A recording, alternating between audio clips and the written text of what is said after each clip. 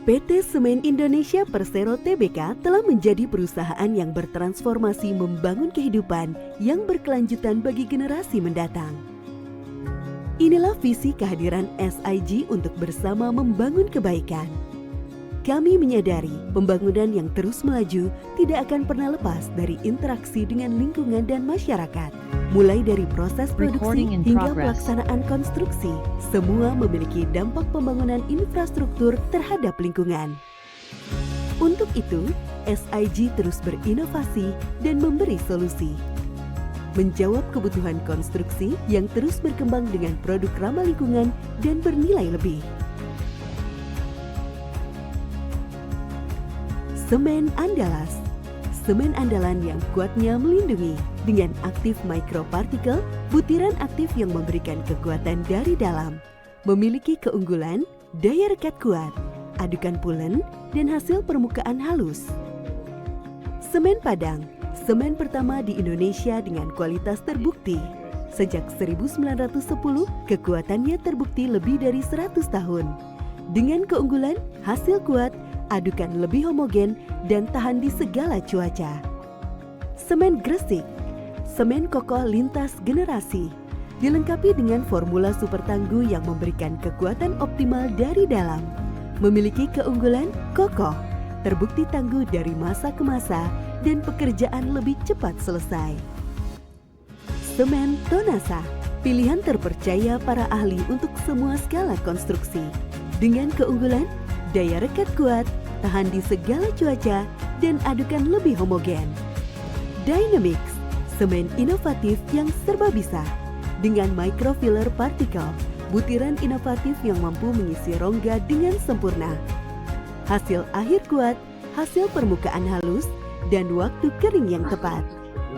Semen Dynamix juga memiliki portfolio produk berbasis aplikasi, yaitu Semen Dynamix Extra Power, yang dibuat khusus untuk aplikasi struktur, Dynamix Extra Power, ahli struktur bangunan, beton 30% lebih cepat kering dan 15% lebih kuat. Dengan microfiller particle ditambah strength agent yang membuat struktur bangunan lebih tahan lama. Semen Dynamix Masonry, jagonya pasang bata dan keramik, plesteran dan acian. Adukan pulen, hasil warna lebih terang dan lebih ekonomis. Dengan controlling agent, formula pengatur kadar udara sehingga penggunaan lebih hemat. The Pro Series merupakan produk curah SIG yang diciptakan sesuai dengan kebutuhan pelanggan yang dinamis. Semua produk di dalamnya termasuk semen non-OPC dan OPC. Easy Pro, semen Portland komposit untuk aplikasi multifungsi yang memberikan kemudahan pekerjaan karena memiliki daya rekat tinggi, hasil akhir beton yang kuat, serta hasil akhir permukaan yang lebih halus, sesuai untuk pekerjaan konstruksi beton umum, jalan, drainase, tanggul, stabilisasi tanah. Power Pro, semen hidraulis tipe high early pertama di Indonesia dengan kekuatan ekstra dan formula ramah lingkungan yang mampu meningkatkan produktivitas dengan waktu pengikatan awal lebih cepat 5% sampai 10% dari semen OPC. Cocok digunakan untuk pekerjaan beton cast in situ, beton pracetak dengan adukan basah dan semi-dry, serta industri dry mix pada umumnya.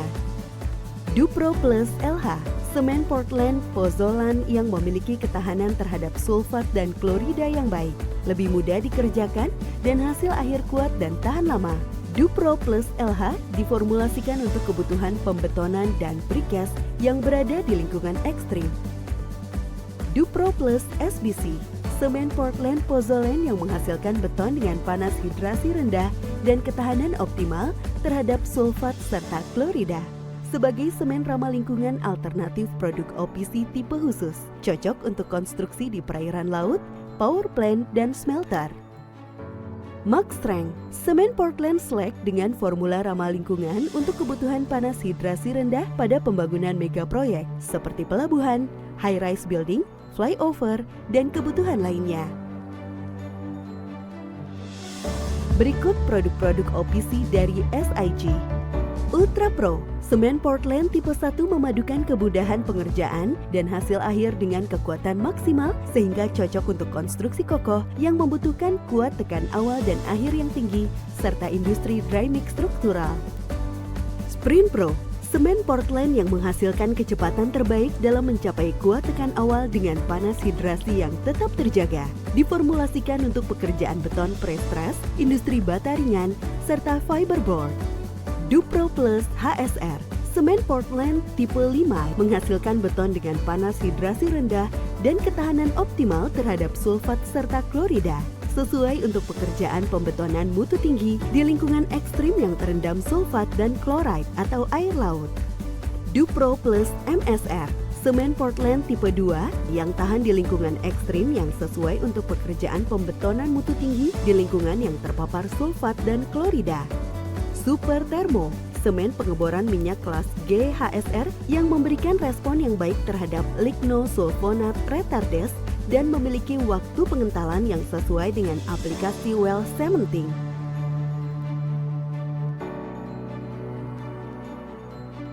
Di proyek kami ini kami menggunakan semen Easy Pro, produk dari Semen Indonesia Group, di mana Easy Pro ini adalah semen ramah lingkungan yang sudah tersertifikasi.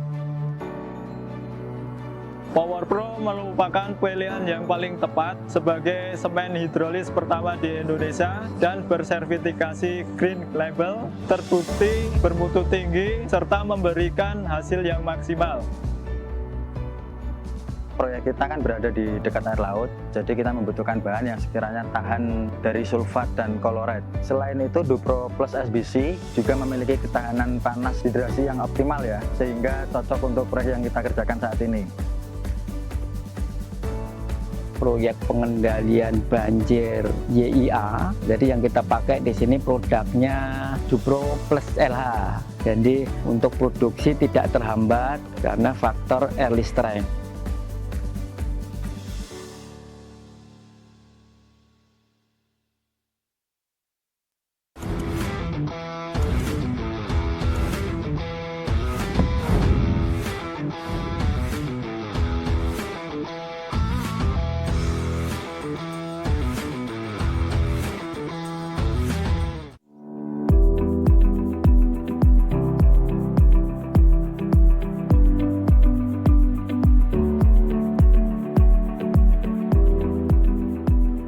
Sekolah Bisnis Manajemen Institut Teknologi Bandung dan Magplus Institute dengan bangga mempersembahkan Strategic Marketing Executive MBA, sebuah program eksklusif yang dirancang bagi para profesional dan pengusaha berpengalaman lebih dari 3 tahun yang ingin memperkuat personal branding, mempercepat karir, membuka peluang baru di bidang strategic marketing, serta membangun jaringan dengan para praktisi terbaik di industri mereka. Program ini memberikan pemahaman mendalam tentang strategi pemasaran yang relevan dengan dinamika perubahan landscape bisnis, baik di Indonesia maupun kawasan ASEAN. Melalui pendekatan pembelajaran yang interaktif, para peserta akan terlibat dalam diskusi studi kasus yang nyata dan materi strategis yang komprehensif. Mahasiswa Strategic Marketing Executive MBA akan mendapatkan wawasan langsung dari para akademisi terkemuka SBM ITB, marketing thinkers dari Magplus, serta guest lecture dengan pengalaman puluhan tahun dari berbagai industri dan bidang konsultan. Kami mengundang para profesional dari berbagai sektor untuk bergabung di Strategic Marketing Executive MBA Angkatan Batch ke-9. We are investing in next generation of leaders. Together, we are building a brighter future. Kunjungi website kami untuk informasi lebih lanjut mengenai program Strategic Marketing Executive MBA.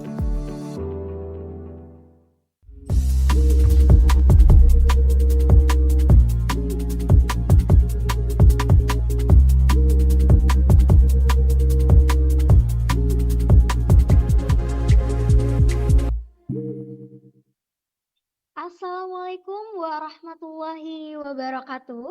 Selamat siang, salam sejahtera, dan selamat datang untuk semua bisnis and marketing enthusiast yang sudah hadir pada episode keempat dari Strategic Marketing Forum 2024. Pada Strategic Marketing Forum 2024 kali ini, kami kembali hadir dengan membawakan topik Indonesia in the Next Curve, Player or Playground. Strategic Marketing Forum merupakan salah satu wadah diskusi strategik yang mempertemukan para akademisi, praktisi, pemerhati bisnis dan manajemen dari berbagai pemangku kepentingan lainnya untuk membahas berbagai topik bisnis dan manajemen terkini. Strategic Marketing Forum disusun oleh Marcus Institute bersama dengan SBM ITB yang hadir di setiap bulannya dan membawakan topik-topik yang menarik dan juga relevan. Selamat siang Bapak Ibu dan rekan-rekan kalian, perkenalkan saya Neva yang akan memandu Strategic Marketing Forum 2024 pada siang hari ini kurang lebih sampai pukul 15.30 waktu Indonesia Barat nanti. Dan sebelum saya akan menjelaskan sesi-sesi menarik yang akan ada di Strategic Marketing Forum 2024 kali ini, saya izin untuk mengucapkan selamat datang kepada para pembicara yang sudah hadir pada Strategic Marketing Forum. Pertama-tama saya ingin mengucapkan selamat datang kepada Bapak Dr. Sahat Hutajulu selaku Faculty Member of SBM ITB. Selanjutnya, selamat datang saya ucapkan kepada Bapak Daniel Haryanto selaku Chief of Learning and People Development dari Orang Tua Group. Kemudian selamat datang Bapak Muhammad Ikrar selaku GM of Learning and People Development. Saya ucapkan selamat datang kepada Bapak Muhammad Ikrar selaku GM of Corporate Learning and Development PT Semen Indonesia. Selamat datang kepada Bapak Jeki Masri selaku CEO of Marcus Institute. Kemudian selamat datang kepada Ibu Yosan Nova Safitri selaku Deputy CEO of Marcus Institute. Dan selamat datang kepada Bapak Ardi Ridwansyah selaku COO of Marcus Institute.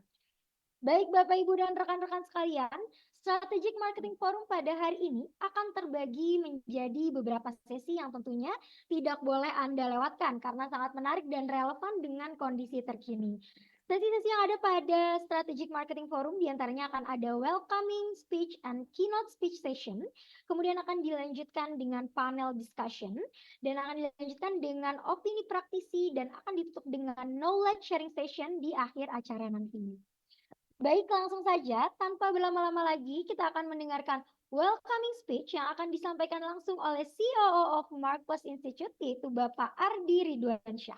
Kepada Pak Ardi, waktu dan tempat kami persilakan setelah yang satu ini.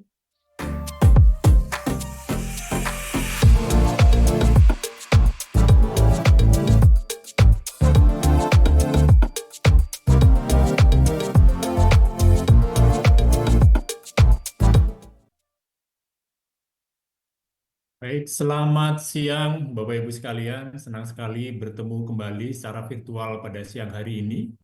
Jadi tugas saya di awal ini sebenarnya menghantarkan diskusi kita sebelum nanti kita mendengarkan perspektif dari beragam pembicara, dari perspektif akademisi maupun praktisi tentang topik yang sangat menarik. Tadi sudah dijelaskan topik kita pada siang hari ini.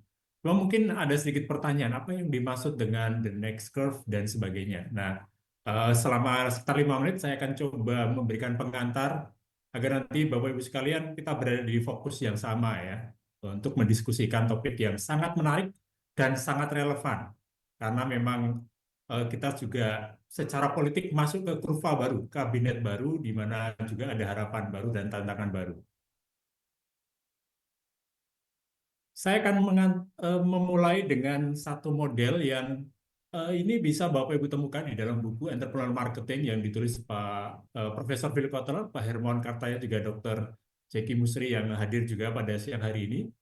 Yang saya ingat sekali model ini sebenarnya sudah diperkenalkan oleh Marcus awal-awal pandemi, sekitar akhir 2020. Jadi waktu itu Pak Hermawan sudah memprediksi bahwa memang secara ekonomi kita akan menurun, tetapi justru ini momentum juga untuk mulai positif, mengalami pertumbuhan positif di 2001-2022, dan pasca pandemi justru ini menjadi peluang untuk tumbuh. Nah, titik kritisnya memang sekarang mungkin Bapak Ibu. Kurva berikutnya, ini Pak Jeki elaborasi panjang lebar di bukunya ya, kan ada banyak skenario sebenarnya dari berbagai lembaga dunia yang akan tergantung kita sebenarnya apakah di 5 tahun ke depan, terutama menuju 2030 ya, tahun depan hingga 2030, ada skenario optimis, ada skenario pesimis. Apakah kita akan tumbuh ataukah kita akan turun? Nah, faktor yang sangat penting tentunya nanti terkait dengan sumber daya manusia, kesiapan kita dalam menghadapi tantangan-tantangan baru nanti. Nah, kalau kita bicara terkait dengan sumber daya manusia, tidak kalah penting juga investasi dari sisi sains dan teknologi, terutama dari sisi R&D investment. Ini beberapa data menarik yang kami kutip dari World Intellectual Property Organization. Kalau Bapak Ibu lihat di sini ya, ada tantangan memang pasca pandemi ini data di 2023. Ternyata publikasi saintifik, nanti Pak Sahat, beliau sebagai akademisi mungkin bisa sharing juga. Di tahun 2023 ternyata mengalami penurunan pertumbuhan yang negatif dibandingkan 2022. Padahal di 2022 itu masih positif, artinya terus bertumbuh publikasi ilmiah. Apalagi 2021, justru hal data yang menarik, kalau Bapak Ibu nanti tertarik bisa lihat reportnya langsung, bisa di-download gratis. Selama pandemi justru untuk publikasi ilmiah dan juga investasi di R&D itu malah cenderung pertumbuhannya positif dan cukup tinggi. Sementara justru di 2023 mulai menunjukkan penurunan. Untuk investasi di R&D memang masih positif tumbuh, tetapi angkanya pertumbuhannya melambat. Di 2022 pertumbuhannya masih 5%, di 2021 itu 6,6%. Jadi di tahun kemarin hanya setengah pertumbuhannya dari 2021. Artinya ada pelambatan meskipun masih tumbuh. Sementara dari sisi masyarakat dan negara maupun perusahaan dalam mengadopsi teknologi ternyata masih cenderung positif. Kalau Bapak Ibu lihat di sini, contohnya kendaraan listrik ternyata penetrasinya cenderung tinggi. Ini tren yang positif dari sisi adopsi teknologi, tapi ternyata di sisi lain ada penurunan dari sisi publikasi ilmiah dan investasi di bidang R&D. Nah, kalau kita mau zooming ya untuk investasi di bidang R&D, ini di sektor industri telekomunikasi ternyata bukan Apple, ini tahun 2023 ya, yang paling tinggi investasinya ternyata Nvidia. Jadi perusahaan semikonduktor yang memang lagi booming terutama dengan pertumbuhan atau perkembangan penggunaan AI. Nah, ini sedikit gambaran betapa kemudian ada terus pertumbuhan, tetap akan ada peningkatan dari sisi investasi R&D karena dari sisi adopsi masyarakat ternyata juga tetap positif. Nah, dari data-data global ini kita coba masuk ke skala yang lebih nasional. Di sebelah kiri, saya yakin Bapak Ibu sering mendengar ya, prediksi optimis Indonesia di tahun 2030. Tadi sesuai dengan kurva tadi, kalau kita bayangkan kurva kita optimis, maka mungkin prediksi-prediksi ini akan terjadi, di mana Indonesia akan menjadi high income country ya, pendapatan tinggi, dan bahkan diprediksi menjadi 10 negara dengan ekonomi terkuat di dunia. Dengan catatan pertumbuhan rata rata 13% per tahun. Tentu ini bukan perkara yang ringan karena setahu saya Pak Prabowo saja beliau targetnya 8% pertumbuhan ekonominya. Nah, ada harapan seperti itu, tapi di kanan, di sisi kanan kita bisa lihat dari sisi tabel, kita masih punya tantangan dari sisi Global Talent Competitiveness Index. Di ASEAN saja, kita masih berada di urutan kesekian ya, belum masuk 5 besar bahkan. Jadi ini menjadi tantangan untuk mewujudkan kurva berikutnya tadi. Karena inilah yang memang nanti akan menjadi diskusi utama pada siang hari ini. Dengan adanya pertumbuhan atau perkembangan teknologi yang luar biasa, karena memang perusahaan-perusahaan itu spending terus untuk R&D, dengan ada optimisme bahwa Indonesia bisa menjadi negara besar di 2030, tapi kita punya tantangan dari sisi Human Competitiveness Index. Nah, makanya pertanyaan besar di dalam forum hari ini menjadi sangat relevan. Apakah kita mau menjadi pemain atau hanya menjadi taman bermain bagi yang lain?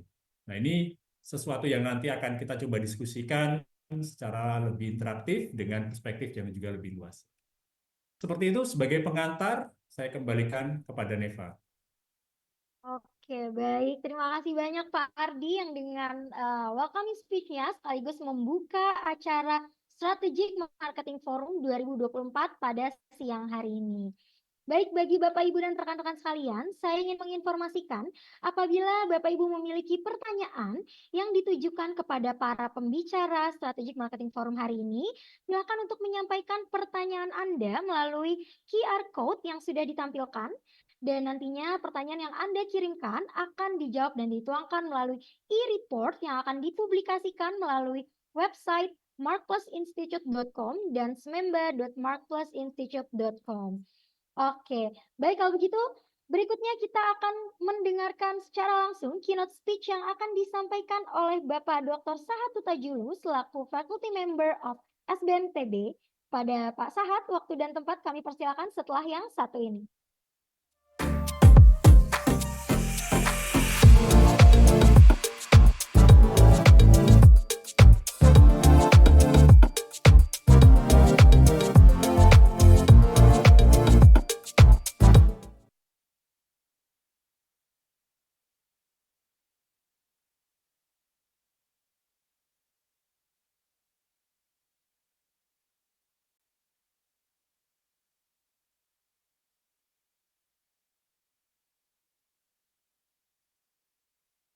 Selamat siang Pak Sahat. Ya, terima kasih Mbak Neva. Assalamualaikum warahmatullahi wabarakatuh. Shalom, Om Swastiastu, Namo Buddhaya, salam kebajikan, salam sejahtera untuk kita semua. Ya, saya akan membawakan sedikit keynote speech yang semoga bisa menjadi awalan ya untuk kita bisa memulai diskusi kita kali ini. Ya, ini memang topik yang berat ya, bisa dibilang ya, topik yang memang menjadi impian kita semua dan kita mau bagaimana bisa menyelesaikan atau setidaknya kita bisa berkontribusi sedikit demi sedikit sampai Indonesia menjadi bangsa yang lebih maju. Karena itu, terima kasih Pak Ardi, Pak Jeki yang sudah memberikan topik yang sangat bagus, sehingga saya memberikan dan membawakan keynote speech ini judulnya seperti ini ya. Menciptakan manusia kompetitif, itu adalah impian kita semua ya. Terus bagaimana peran pendidikan tinggi, contohnya kayak Institut Teknologi Bandung, khususnya Sekolah Bisnis Manajemen ITB ya, dalam membangun kapabilitas dinamis gitu. Kita pengen lulusan-lulusan kita ini punya kapabilitas dinamis gitu ya. Nah, sebelum saya mulai, saya mau kenalan dulu. Nama saya Sahat Tutajulu ya. Sebelum saya jadi full time faculty member, saya berkecimpung di dunia praktis itu selama hampir 20 tahun. Jadi beberapa tahun saya di perusahaan nasional ya, perusahaan teknologi nasional di Indonesia. Lalu kemudian saya menghabiskan belasan tahun di perusahaan multinational company ya, di perusahaan multinasional, perusahaan teknologi juga gitu. Sehingga saya punya banyak pengalaman. Terakhir saya megang menjadi head of regional membawahi Indonesia, Malaysia, Sri Lanka, dan Bangladesh. Ya lumayan banyak lah. Lalu kenapa saya pindah jalur nih? Udah enak, udah senang gitu ya hidupnya. Kenapa saya harus pindah jalur dan mengabdi? Ya salah satunya ini, saya mau menciptakan manusia kompetitif, menginspirasi. We want every people to be the very best version of self gitu ya. Dan kalau para pengajar ini Bapak Ibu agak berbeda kita kesenangannya itu bukan kalau kesenangannya kalau tiba-tiba ada manusia datang, Pak, saya sudah berhasil gitu. Pak, terima kasih bantuannya. Ibu, terima kasih bantuannya. Dulu saya nggak punya apa-apa, sekarang saya bisa membahagiakan orang tua. Nah, itulah uniknya seorang pengajar lah, para dosen gitu. Nah, untuk itulah kita mau memiliki apa ya? Ini fun gitu ya. Nextnya Mbak. Nah, sedikit agenda yang mau kita bahas adalah tren global. Tren globalnya seperti apa sih? kapabilitas dinamis dari sumber daya manusia nih.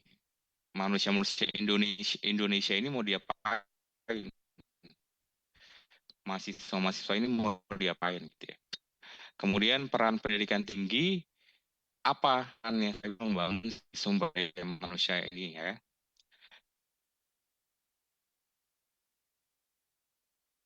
Kemudian tantangan atau isu-isu di sistem pendidikan tinggi Indonesia seperti apa?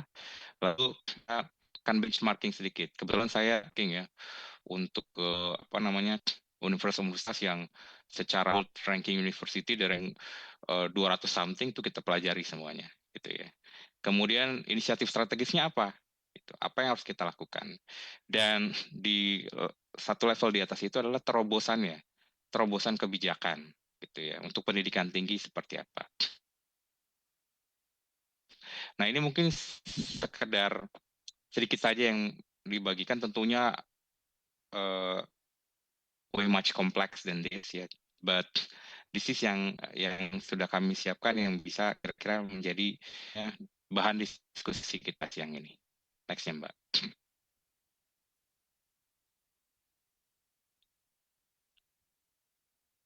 Oke, agak nge-freeze ya.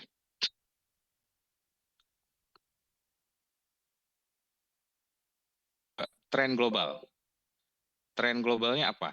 Ini di masa-masa seperti ini. Dulu kita zaman-zaman tahun 90-an ya 80-an tren globalnya adalah manusia Indonesia harus paham IT gitu kan. Dan sebagainya. Now it's change. Udah berbeda. Masih mirip-mirip.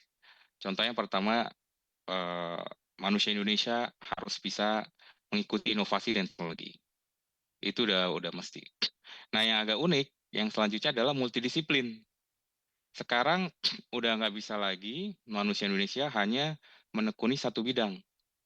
Ini at least high levelnya harus bisa menekuni banyak bidang. Contohnya saya diskusi banyak sama Pak Jeki, juga kita ngobrol mengenai beliau ya. Sekarang orang marketing dia harus paham finance. Karena kalau nggak maju-maju Indonesianya. Orang bioteknologi, sekarang ya dokter-dokter itu harus paham AI. Karena sekarang AI yang akan membantu mereka mendiagnosa. Itu kan ya. Ataupun orang-orang farmasi. Dia harus paham teknologi. Semua harus multidisiplin sekarang. Gitu ya. Kemudian kepemimpinan dan kerjasama. Ini dari dulu adalah permasalahan kita.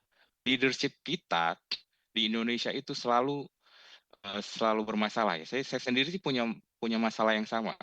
Saya pernah ada waktu saya kerja di multinational company, ada teman saya dan kami sama-sama mengerjakan proyek.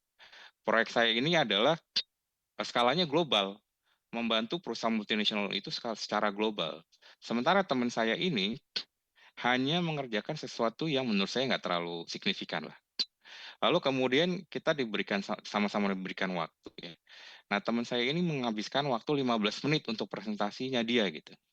Anda tahu berapa lama yang saya habiskan untuk presentasi itu? Hanya 3 menit. Dari situ saya sadar, something wrong with me. I didn't own my stuff. I didn't own my things gitu ya. Padahal yang saya kerjakan tuh luar biasa loh. Penghematan kosnya luar biasa dan itu adalah selalu menjadi permasalahan dari mahasiswa Indonesia, dari manusia Indonesia. Biasanya apa namanya? Biasanya alasannya adalah saya nggak bisa bahasa Inggris. Gitu. Ya semua orang juga punya masalah bahasa Inggris. Mereka nggak bisa bahasa Indonesia, gitu kan. It's just a matter of language, gitu kan. Nah, kemudian yang mau kita ciptakan juga adalah lifetime learner. Ini banyak mahasiswa Indonesia kalau udah kerja, udah enak berhenti belajar gitu. Nah, kita mau mendobrak paham ini bahwa manusia Indonesia ini nggak akan pernah berhenti belajar. Ya, semua orang harus selalu ditanamkan di kepalanya, we are a lifetime learners. Ya. Terus kewirausahaan juga. Indonesia ini punya kita kewirausahaan Indonesia ini sangat kecil gitu ya. Ini beberapa studi bilang minimal kita harus punya 4% wirausaha. Padahal sekarang banyak sekali ya apa namanya eh eh apa sih namanya platformnya gitu. Tapi memang belum terbuka aja. Dan selanjutnya adalah keberlanjutan sustainability dan juga social sustainability juga. Next ya Mbak. Itu adalah kapabilitas dinamis SBM yang kita perlukan. Terus peran pendidikan tinggi apa? Ya pasti kita memberikan pembelajaran, pendidikan, pengembangan keterampilan teknis dan juga soft skill. Untuk mahasiswa kita ada inovasi kurikulum gitu kan, kita perbaharui terus-terusan. Terus pembelajaran berbasis proyek dan praktik itu juga sedang selalu kita lakukan, termasuk akses dan inklusi supaya semua orang bisa sekolah gitu kan ya. Saya termasuk orang yang beruntung, saya dari keluarga yang kurang beruntung tapi bisa akhirnya menembus dunia pendidikan gitu ya, bahkan sampai pendidikan tinggi. Dari sisi akademik, dari sisi kami sebagai dosen juga bisa melakukan penelitian dan pengembangan, kewirausahaan dan inkubator bisnis. Terus kita akan melakukan internasionalisasi pendidikan kita dan juga fokus pada dan tanggung jawab sosial. Next ya, Mbak. Lalu apa isu-isu di pendidikan tinggi di Indonesia? Maaf sebentar, ini adalah benchmarking dulu. Nah, ini kalau kita benchmark, MIT ini ya banyak yang bilang lah the best university in the world ya. Ini mereka luar biasa ya, mereka bisa mengintegrasikan penelitian, pendidikan, dan juga hubungannya kuat dengan industri. Ini kita baru saja ngecek ya, pendapatan mereka dari penelitian dan kerjasama itu besarnya hampir 10 kali lipat dari UKT atau SPP mahasiswa, 10 kali lipat. Mereka kerja sama-sama Google, mereka kerja sama-sama Microsoft gitu kan ya. Endowment fund mereka juga besar gitu ya, alumni-alumninya. Terus Stanford, mereka sangat erat dengan Silicon Valley. Ya. Universitas-universitas di Jepang juga sangat sangat punya pendidikan berkualitas tinggi. Mereka memang standarnya tinggi lah, perfections. Kyoto juga university seperti itu. Munchen University mereka sangat sangat fokus pada penelitian yang berkolaborasi sama industri gitu ya, industri otomotif dan sebagainya. Mereka juga punya program dual studi yang bagus. Aachen ini udah sangat terkenal di seluruh dunia adalah gudangnya, sumbernya para engineer dan juga para akademis yang sangat bagus di bidang teknik ya. Tetangga kita Singapura, NUS, mereka sekarang udah menembus reputasi global ya, bahkan masuk ke peringkat 10 besar dunia. Juga NTU, mereka sekarang sudah sangat fokus untuk mengembangkan edukasi mereka. Next ya. Lalu bagaimana Indonesia? Tentunya kita memang nggak segampang Singapura lah. Kita kan perusahaan besar, negara besar. Next Mbak.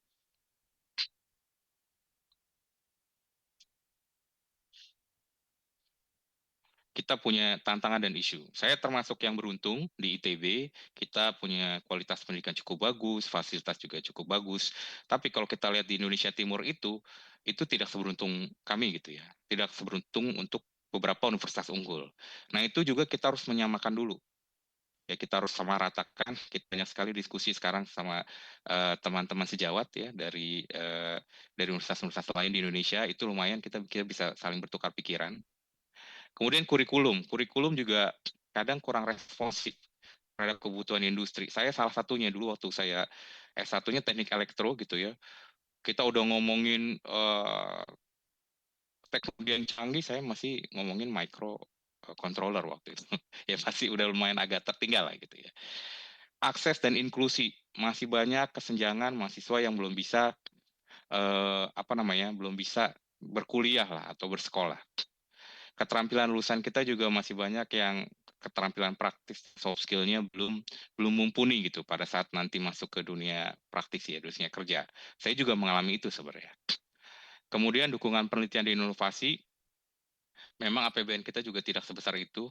Kita APBN kita hanya 0,00% untuk research. Sementara negara-negara seperti Korea, Cina itu mereka bahkan sampai hampir 20% BK. Segitunya mereka untuk penelitian dan inovasi. Birokrasi dan regulasi kita sangat panjang, saya mengalami sendiri, yaitu cukup menstreskan lah sebenarnya. Tapi ya memang itu adanya dan kita harus mencoba melakukannya. Kemudian kurangnya kerjasama dengan industri itu udah menjadi PR lama dari kita terus berusaha, dan terakhir adalah internasionalisasi.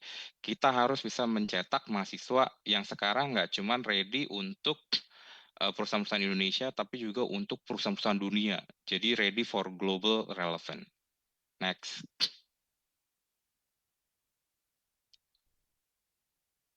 Lalu inisiatif strategis apa ya yang bisa dilakukan universitas-universitas Indonesia? Yang paling penting sekarang mungkin menurut kami adalah inovasi pendanaan kampus. Seperti saya bilang, pendapatan MIT itu lewat kerjasama industri dan riset itu 10 kali lipat lebih besar dari UKT mahasiswa.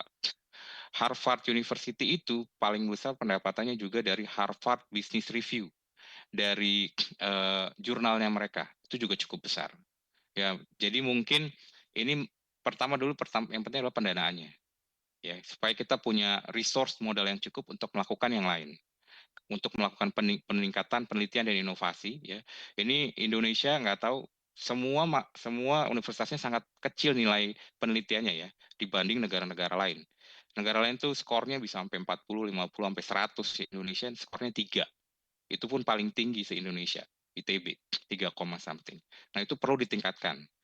Internasionalisasi pendidikan, akademisi dan mahasiswa internasional. Singapura melakukannya, mereka meng-hire Nobel Prize supaya bisa mendompleng kualitas pendidikan mereka. Revitalisasi, penguatan kewirausahaan, dan fokus pada keberlanjutan. Lalu apa yang sudah dilakukan ITB? Kita mendekatkan industri dengan kampus dengan konsep dosen tidak tetap yang kita ambil dari kalangan praktisi. Saya salah satunya. Udah malang melintang akhirnya jadi dosen tetap juga gitu. Tapi banyak juga dosen tidak tetap tuh. CEO di sini ada, mantan menteri juga di sini ada gitu kan. Terus kita membuat program namanya DSM, Doctor in Science Management ya. Nah, ini mahasiswa-mahasiswa DSM yang sudah lulus akhirnya kita suruh ngajar di sini. Mereka sangat relevan, mereka adalah praktisi-praktisi yang kita kita kita pandu dalam hal akademis. Kita juga melakukan revitalisasi kurikulum. Nanti mahasiswa akan belajar mengenai teknologi AI, literasi digital, termasuk cloud computing dan selanjutnya gitu ya.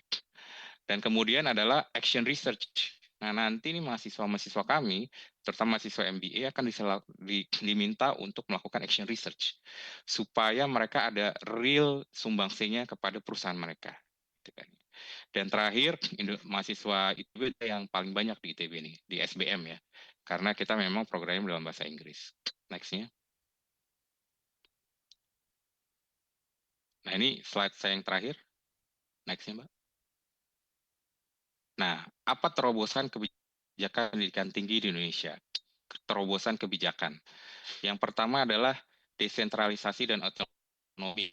Di Amerika Serikat tuh mereka sangat desentralisasi, mereka bebas melakukan inovasi dan juga kurikulumnya seperti apa, penelitiannya seperti apa. Mereka punya kebebasan itu. Kita masih agak mengikuti Kemendikti ya, walaupun sekarang udah mulai dikasih opsi-opsi gitu. Tapi mereka lebih bebas sekali. Kalau Singapura itu kebijakan pendidikan tingginya sangat menekankan daya saing global gitu ya. Mereka memang negara kecil ya, tapi ya Indonesia juga harus bisa ngikut. Kemudian pendanaan berbasis kinerja. Jadi kalau universitasnya bagus, harusnya diberikan pendanaan lebih bagus ya. Singapura tuh sangat besar sekarang menggelontorkan dana ya, sampai bisa hire Nobel Prize winner ya. Pendidikan gratis di Jerman tuh cukup luar biasa, pendidikan gratis sampai untuk seluruh mahasiswa gitu ya. Mungkin di Indonesia bisa, tapi tidak semua ya. Untuk selective people. Pinjaman lunak, ini sudah banyak konsepnya di Amerika Serikat, beberapa negara Eropa. Mungkin juga bisa kita lakukan untuk mahasiswa-mahasiswa Indonesia, terutama yang kurang beruntung. Ya. Hal lainnya seperti ya, hubungan itu mungkin agak bagus kalau kita tambahkan forum-forum dialog universitas, industri, dan pemerintah. Baru-baru ini kita ada dialog dengan Pertamina dan PLN, itu hasilnya luar biasa. Kemudian peningkatan kualitas taraf dosen dan penelitiannya. Dan terakhir adalah otonomi kampus perihal keuangan dan juga dari kurikulum. Kira-kira seperti itu yang bisa saya sharekan sebagai keynote speech. Semoga menjadi wacana pembuka untuk kita semua, untuk kita mengerti bahwa but let's work on it together. Yeah, let's work on it together for Indonesia. Oke, baik. Terima kasih Pak Sahat atas keynote speech-nya yang tadi membahas mengenai bagaimana menciptakan manusia kompetitif dan peran pendidikan tinggi dalam membangun kapabilitas dinamis. Yang mana yang tadi perlu menjadi catatan juga ya bagi para manusia Indonesia untuk menanamkan salah satunya prinsip lifetime learner. Bagaimana kita bisa menjadi manusia yang kompetitif dan kita bisa bersaing secara global ya. Oke. Baik, terima kasih banyak sekali lagi untuk Pak Sahat atas keynote speech-nya dan bagi Bapak, Ibu, dan rekan-rekan sekalian, saya ingin mengingatkan kembali apabila memiliki pertanyaan yang ditujukan kepada para pembicara di Strategic Marketing Forum hari ini, boleh silahkan untuk scan QR code yang sudah ditampilkan dan silahkan untuk menuangkan pertanyaan dari Bapak, Ibu, dan rekan-rekan. Nanti akan kita tuangkan dan akan dimasukkan ke dalam e-report yang akan dipublikasikan melalui website Marcos Institute dan juga smemba.marcosinstitute.com. Oke, baik kalau begitu langsung saja kita memasuki ke sesi selanjutnya, yaitu sesi panel discussion. Yang mana pada sesi ini, Bapak Daniel Haryanto selaku Chief of Learning and People Development dari Orang Tua Group dan juga Bapak Muhammad Ikrar selaku GM of Corporate Learning and Development dari PT Semen Indonesia Persero akan membagikan pengalamannya terkait pengembangan sumber daya manusia dari sisi praktisi. Dan pada sesi panel discussion ini akan dimoderatori langsung oleh Bapak Ardi Ridwansyah selaku CEO of Marcos Institute. Langsung saja kita sambut Pak Daniel, Pak Ikrar, dan saya serahkan sesi panel discussion ini kepada Pak Ardi setelah yang satu ini.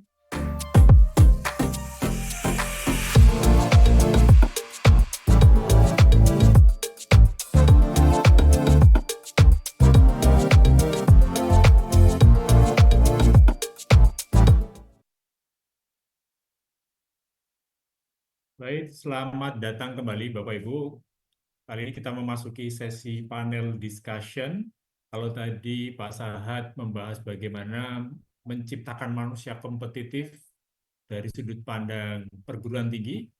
Nah, di sesi berikutnya kita akan berdiskusi tentang sumber daya manusia Indonesia di masa depan dari sudut pandang praktisi. Tadi sudah diperkenalkan dua pembicara kita yang luar biasa.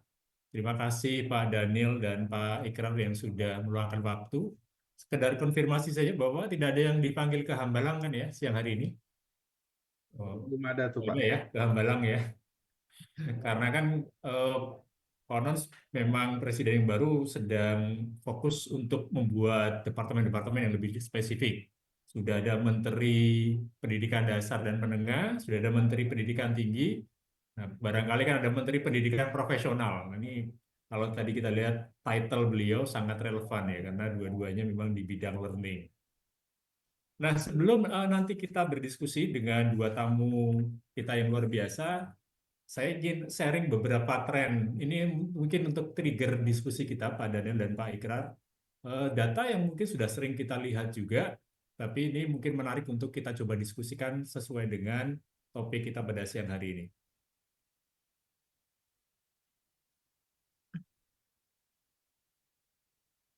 Nah, ini data yang berdasarkan survei dari BPS 2021 sebenarnya, tapi masih relevan.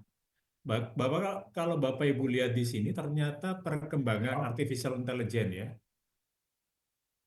dari data BPS, dampaknya yang paling signifikan secara langsung ternyata di 17 sektor. Bapak Ibu bisa lihat ya, mulai dari pertanian, pertambangan, industri pengolahan, dan sebagainya.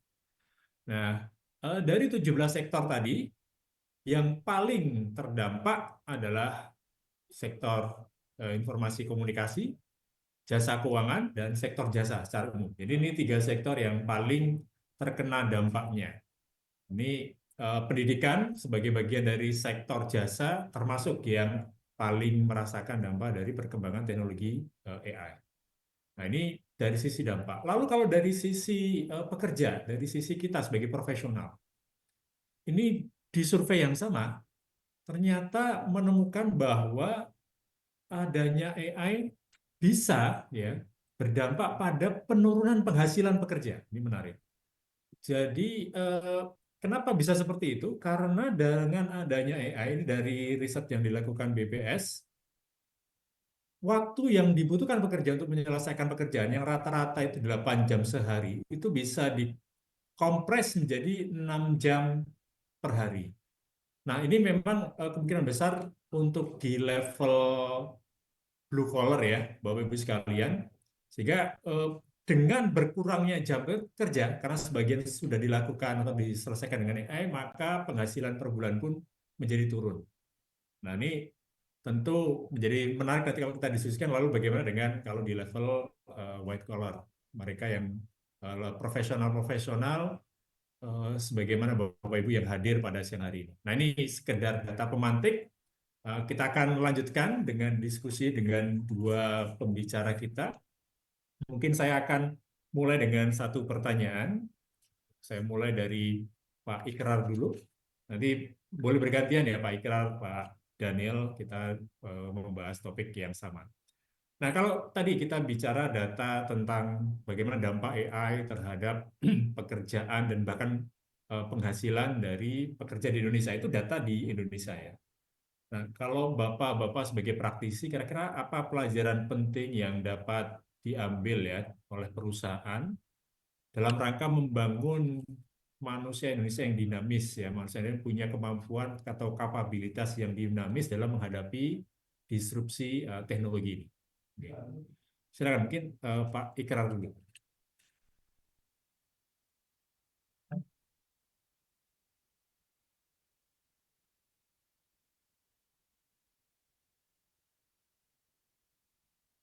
Pak Ikrar Oke, dari baik. Semen Tadi Indonesia mic-nya Group masih ya. belum di-unmute Pak Ardi ya. Oh ya, Baik. silakan Pak. Ya, terima kasih Pak dari kesempatan yang diberikan kepada kami ya. SIG tadi saya menarik menyimak dari paparan awal Pak Ardi, kemudian perkuatan dari Pak Sahat dan beberapa data yang disampaikan sebelum kita memulai panel diskusi ini ya. Jadi kalau saya melihat kata kuncinya kan perubahan ya. Jadi perubahan itu merupakan keniscayaan yang harus diterima dan dihadapi dengan sikap terbuka dan positif ya. Jadi yang pertama mindset ya kalau saya menurut saya ya. Apapun yang mendistrapsinya ya, baik itu teknologi, kemudian juga tadi di awal saya coba rangkum yang disampaikan Pak Ardi di slide awal ya. Jadi ada banyak hal yang menyebabkan industri itu tertekan oleh perubahan ya. Di virus, pandemi, kemudian ekonomi turbulensi dan sebagainya ya. Nah itu memang valid ya Pak Ardi ya, yang kami rasakan di industri semen ya. Dalam konteks diskusi kita, kami adalah BUMN ya, yang bergerak di industri persemenannya. Nah memang saya tambahkan sedikit penjelasan bukan hanya disrupsi teknologi ya, tapi global juga boleh masuk ke industri semen nasional ya. Jadi dari data yang kami punya, saat ini kondisi hyper kompetisi itu juga terjadi di industri semen ya. Mungkin sebagai gambaran untuk menambahkan data-data makro yang tadi sempat disampaikan di awal, saya coba rangkum juga, kalau di industri semen juga di tahun 10 tahun terakhir itu terjadi perubahan landscape yang begitu signifikan ya di industri persemen nasional. Dan challenge-nya bagi kami adalah bagaimana mempertahankan dominasi kami sebagai BUMN ya, pemegang market leader terbesar di industri ini. Kan itu adalah visi misi utama keberadaan kami di sini. Jadi kalau dari data yang kami punya ya, melengkapi apa yang Pak Ardi dan Pak Sahat sampaikan, kalau tahun 2014 itu jumlah pemain yang ada di industri semen nasional itu hanya kurang lebih 7 perusahaan. Kemudian saat ini sudah meningkat menjadi 2 kali lipatnya ya, 14 kali, dan itu didominasi oleh pemain-pemain global ya. Kemudian jumlah merek juga bertumbuh ya, dari 8 di tahun 2014 hingga menjadi 26 di tahun 2024 ini. Jadi menyebabkan semakin padatlah industri ini gitu ya. Kemudian menyebabkan utilisasi kapasitas kami secara total, jadi semua kapasitas nasional itu mengalami penurunan yang cukup signifikan ya. Di tahun 2014 dengan komposisi pemain yang tidak begitu banyak dengan kondisi demand, itu utilisasi nasional itu kurang lebih sekitar 84%. Sedangkan di tahun 2024 ini dengan pertumbuhan demand terjadi, Pak, cuman memang pertumbuhan supply-nya jauh lebih besar. Sehingga menyebabkan kapasiti utilisasi itu menurun ke angka kurang lebih 60 sampai 55%, Pak. Nah, kondisi ini memang menarik ya disampaikan di awal, disrupsi teknologi, kemudian hal-hal globalisasi tetap jadi di persemenan. Pertanyaannya, apa yang mesti kita respon? Jadi yang pertama kan mindset ya. Jadi mindset kita harus tidak merasa tidak merasa terpuruk dengan itu, tapi mencoba mencari hal-hal positif untuk menyikapinya itu. Nah, mungkin sedikit sharing dari kami, Pak Ardi, teman-teman semuanya di SIG sendiri pun telah melakukan transformasi ya sejak tahun 2012 itu, 2014 hingga saat ini dengan berbagai macam langkah-langkah strategis ya. Di antaranya tahun 2019 kita mengakuisisi PT Ho Chi Minh Indonesia untuk memperkuat posisi kita di pasar. Tahun 2020 melakukan penguatan visi misi, kemudian bisnis model, dan kaitannya ke pembentukan juga ya kapabilitas dinamis ya. Jadi kompetensi-kompetensi inti diperkuat, dilakukan futures predictions apa saja kompetensi-kompetensi dan model-model bisnis ke depan yang perlu dipersiapkan dari sekarang. Hingga terakhir tahun lalu kita melakukan akuisisi PT Semen Batu Raja. Nah, hal ini yang mungkin langkah-langkah strategis tidak terlepas juga sebagai bagian dari mempertahankan keunggulan korporasi kita yang tentu di dalamnya diperkuat dengan orang-orangnya ya. Jadi orang-orang kami di dalam pun, kami bagian dari tim Corporate Learning and Development juga mengupayakan penguatan dari sisi internal ya. Jadi mungkin itu beberapa pelajaran ya yang mungkin bisa kami share. Kita juga mempunyai, tadi menarik juga, bagaimana long life learner ya. Kami pun di internal SIG juga mengupayakan dengan memperlebar, memperluas, memperbanyak fasilitas-fasilitas pembelajaran ya. Dengan beberapa learning model yang kita punya, juga menarik bagaimana proses pembelajaran yang berbasiskan praktek di lapangan, itu juga kami lakukan. Jadi valid ya, apa yang disampaikan Pak Saad di awal, kemudian Pak Ardi juga. Jadi tantangan itu juga terjadi di industri persemenan. Langkah-langkah strategis pun sudah kami lakukan dan sedang mengupayakan untuk mempertahankan keunggulan kita BUMN sebagai pengelola utama dari industri strategis nasional ini. Mungkin demikian Pak Ardi sedikit dari saya untuk pelajaran yang dapat di sharing ya dari diskusi kita ini. Demikian Pak. Terima kasih Pak Ikrar. Jadi kalau tadi saya simpulkan disrupsi di industri yang Bapak hadapi lebih karena globalisasi yang menjadikan tadi kompetisi atau jumlah kompetitor 2 kali lipat dibanding sebelumnya. Sehingga akhirnya supply lebih banyak dari demand dan ini tentu tantangan yang harus dijawab oleh SDM perusahaan. Sehingga tadi SIG juga punya banyak inisiatif Pak ya dalam mengembangkan learning model yang berbasis praktek di lapangan. Ya, nanti menarik kan kita elaborasi lagi Pak Ikrar. Nah berikutnya tadi kita sudah dengar dari industri resources, tipikal perusahaannya adalah BUMN. Nah, pembicara kedua kita undang memang sengaja dari private company dan industri yang sangat berbeda juga ya, dari consumer good. Sudah hadir Pak Daniel yang mungkin pertanyaannya sama juga Pak Daniel. Kira-kira kalau tadi bicara tentang disrupsi, walaupun contohnya tadi disrupsi teknologi ya, dengan perkembangan AI. Nah, kira-kira bagaimana respon dari perusahaan, terutama dalam learning department, learning division, untuk membangun kapabilitas dinamis dari SDM di dalam perusahaan. Silakan Pak Daniel. Oke, terima kasih. Jadi kalau kami di industri consumer goods, khususnya di FMCG, memang agak sedikit berbeda ya dengan tadi Pak Ikrar di industri semen dan lebih banyak di B2B business. Kalau di kami dampak daripada disrupsi itu justru seperti tadi data yang disampaikan kurang begitu berasa. Kenapa? Ya memang secara infrastruktur kita udah siapkan semuanya, mulai dari teknologi, mulai dari tempat learning, tempat bagaimana kita komunikasi juga kita udah siapkan dengan teknologi sekarang sudah mulai online dan kemudian tidak perlu tatap muka dan sebagainya. Tetapi hubungan kami di dalam consumer goods tidak hanya dengan internal saja, tapi hubungan dengan pihak konsumen, dengan pihak supplier yang sebagian besar itu masih menggunakan cara-cara konvensional. Jadi kayak misalkan kami ketemu dengan toko-toko kami yang di tradisional itu masih konsepnya adalah tatap muka. Jadi tentu saja dampak disrupsi AI dan sebagainya ketika kita bicara penjualan tatap muka, ya itu tetap tetap menjadi satu-satunya jalan untuk membangun relationship yang lebih kuat lagi. Apalagi khususnya di Indonesia, kita ini memang makan nggak makan kan kumpul ya, demennya ngobrol ya. Kasus bola aja kan ngobrolnya bisa 1, 2, 3, 4 hari, nggak bisa habis itu topiknya. Ya kan? Jadi bangun relasi memang lebih intens itu dengan tatap muka. Ketemu langsung, sambil makan, sambil ngopi bareng, kopdar istilahnya ya. Kita kumpul-kumpul di sana, relationship terjadi. Jadi AI yang ada, disrupsi yang terjadi itu justru lebih karena di faktor-faktor kami yang kaitannya sama factory, mesin, dan sebagainya. Lalu kemudian dari sisi teknologi IT, tentunya kita kembangkan, sesuaikan. Ya, dari sisi kami juga mengadaptasi pembelajaran-pembelajaran terbaru dengan konsep AI, kita sudah mulai terapkan, sudah mulai melakukan banyak transformasi dan perubahan.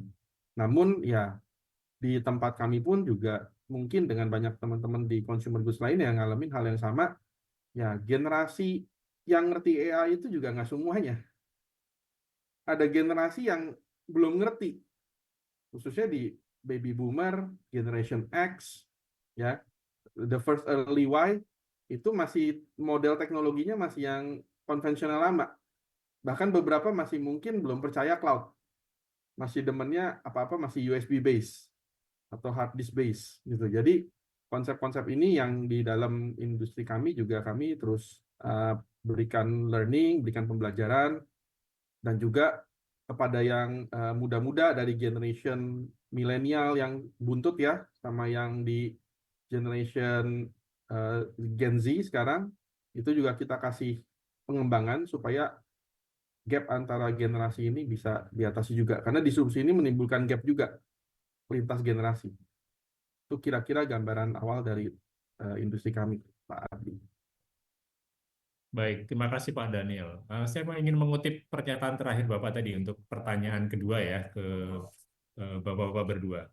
Jadi Bapak sampaikan ada gap. Kalau tadi gapnya terutama dari generasi yang senior ya Pak Daniel ya, dalam mereka beradaptasi dengan teknologi. Nah, tapi tadi Bapak sampaikan juga, ini kan mulai masuk juga nih generasi baru, Gen Z ya. Nah, pertanyaannya mungkin untuk Pak Ikrar dan Pak Daniel. Kalau dari pengalaman Bapak berdua sebagai praktisi ya, skill apa sebenarnya yang masih perlu dikembangkan untuk dua jenis generasi yang berbeda ini ya? Generasi senior yang mungkin sudah lama di organisasi kita, dan generasi baru yang baru bergabung. Apakah memang gap-nya itu sama atau cenderung berbeda? Silakan, mungkin Pak Ikrar. Ya. Saling nyambung aja ya. Kalau Pak Daniel mau nimpali boleh nanti. Menarik ya, ngobrol saling aja. menguatkan ya. Bagaimana kita mengelola Ya. learning and development ini diskusi yang akan sangat menarik ya.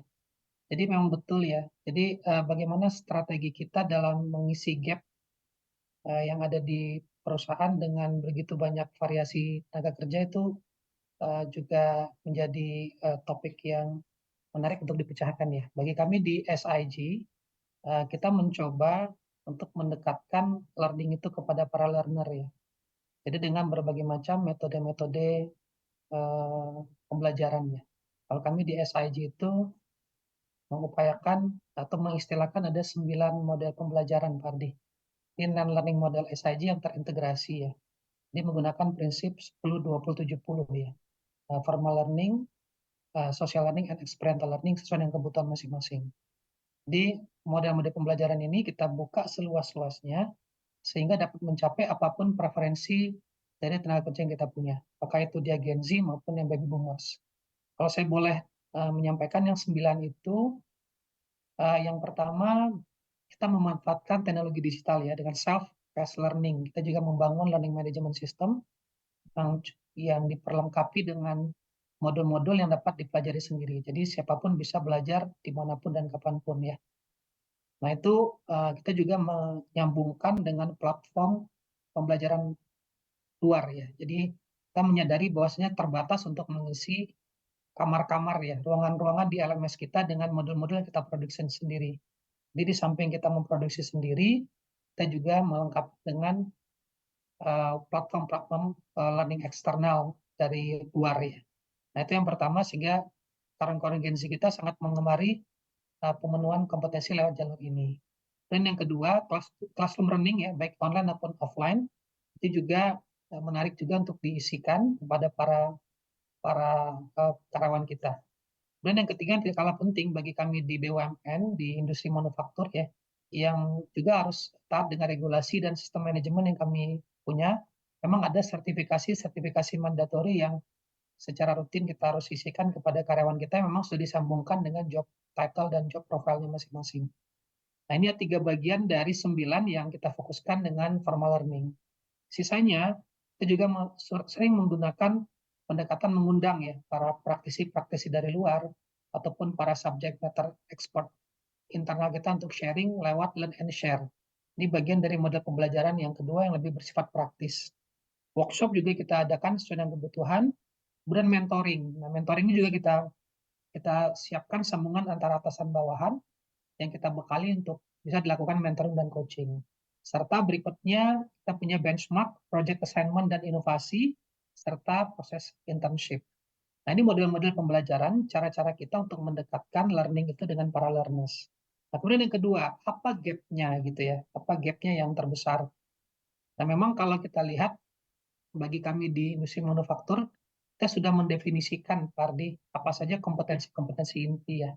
Jadi kita mempunyai 2 kamus yang kita sambungkan dari kebutuhan bisnis, kita turunkan organisasi strukturnya seperti apa, job title seperti apa, kita punya dua kamus ya. Kamus kompetensi teknis sama kamus kompetensi perilaku yang kita lakukan review setiap tahun. Itu bagian dari performance management, melihat bagaimana gap antara status karyawan dengan status posisinya. Nah, itu kita bangun dari situ ya. Nah, tergantung dengan gap analisisnya seperti apa, itu kita monitor.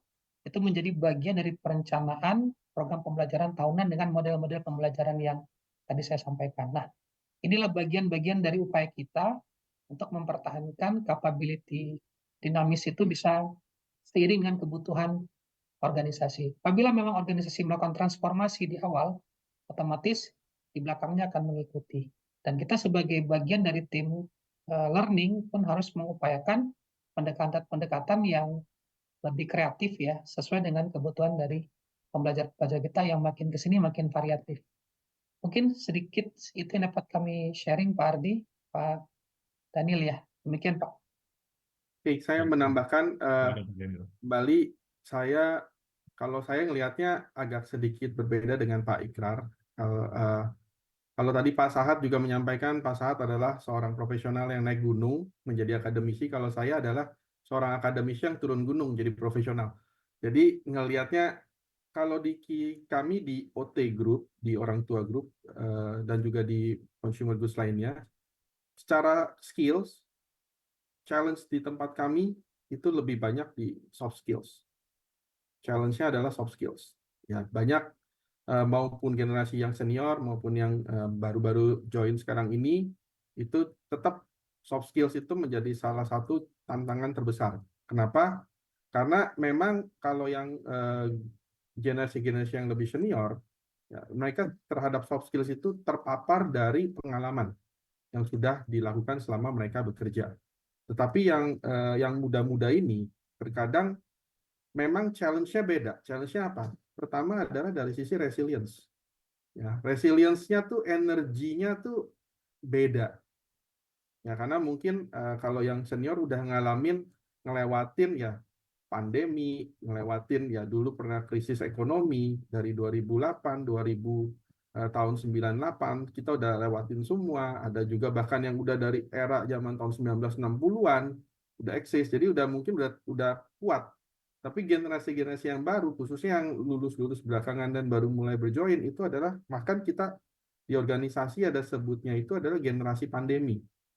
Ya, jadi yang selama kuliah belajar semuanya nggak pernah ketemu sama dosennya, cuman online full. Nah, ini agak unik dan berbeda lagi ketika masuk menganggap semua hal itu bisa dikerjakan secara online. Nggak perlu datang ke kantor, nggak perlu pergi ke lapangan. Sedangkan industri consumer goods adalah industri yang membutuhkan orang-orang ini mengerti tentang lapangan, mengerti tentang konsumen, mengerti tentang apa yang terjadi di grassroots. Gitu. Jadi ini challenge untuk meningkatkan soft skill, kemampuan, keberanian, komunikasi yang kadang-kadang individual juga karena online jarang teamwork ya. Jadi ketika disuruh teamwork, collaboration-nya, cooperation-nya itu suka miss, suka gap di situ. Lalu ke minimnya terhadap kemampuan literasi yang tinggi. Ya, jadi kebiasaan mungkin apa-apa sekarang search di Google ya, memang membantu mempercepat dalam mencari informasi, tetapi keabsahan, kevalidan itu yang menjadi satu challenge tersendiri. Gitu. Jadi kadang-kadang ilmunya terlalu cetek lah istilahnya saya bilang gitu. Ya. Dan menggunakan AI juga langsung dengan pakai menganggap semua yang dari AI itu adalah kebenaran, lalu menganggap itu menjadi satu-satunya data, itu yang kadang-kadang kita sering challenge di dalam organisasi, sehingga mereka juga mau untuk membaca literasi lebih jauh lagi. Bahkan sekarang kami juga mengembangkan tadi metode-metode yang nggak beda jauh dengan Pak Ikrar. Kita tambahkan lagi sekarang bite size learning, karena tingkat konsentrasi mulai turun. Untuk generasi sekarang nggak sanggup lagi belajar itu 8 jam, nggak sanggup lagi belajar itu 4 jam.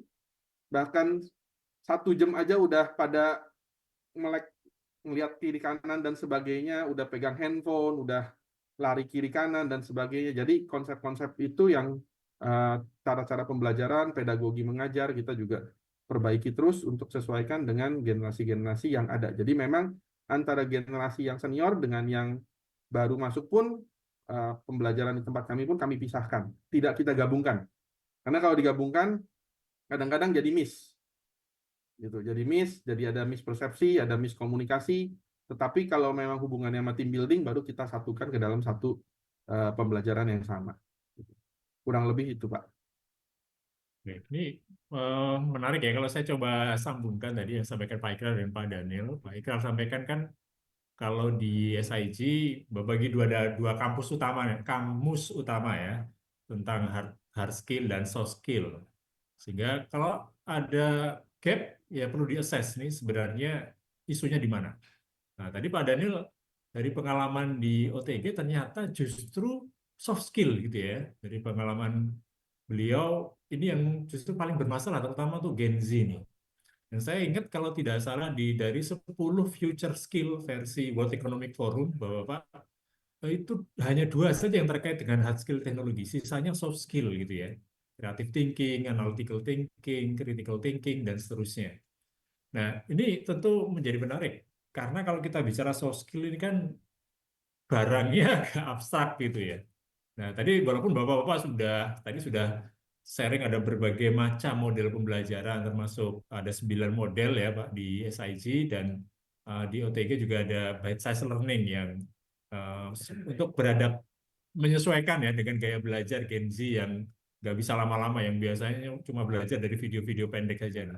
Nah, pertanyaannya dengan tantangan untuk membangun soft skill, apakah model learning yang mana nih dari demikian banyak opsi tadi, Bapak ya, yang kira-kira paling efektif? Saya ingat Bapak Jack itu selalu sering cerita, yang paling bisa ngajari resiliensi, yang paling bisa membentuk karakter, trainer yang paling bagus itu bukan trainer-trainer di perusahaan kita, ya Bapak Ibunya gitu ya. Dari kecil membesarkannya itu ya the best trainer untuk membentuk karakter. Nah, tapi sebagai profesional di bidang learning, tentu kita punya tanggung jawab juga ya ketika ada gap seperti ini. Mungkin kalau pengalaman Bapak-Bapak seperti apa nih untuk soft skill ini? Saya mungkin ke Pak Daniel dulu gantian Pak. Tadi kan Bapak yang memicu nih tentang soft skill ya. Pengalaman OTG seperti apa Pak? Ya, kalau di tempat kami sekarang ini kita mulai banyak lakukan kerjasama dengan universitas ya.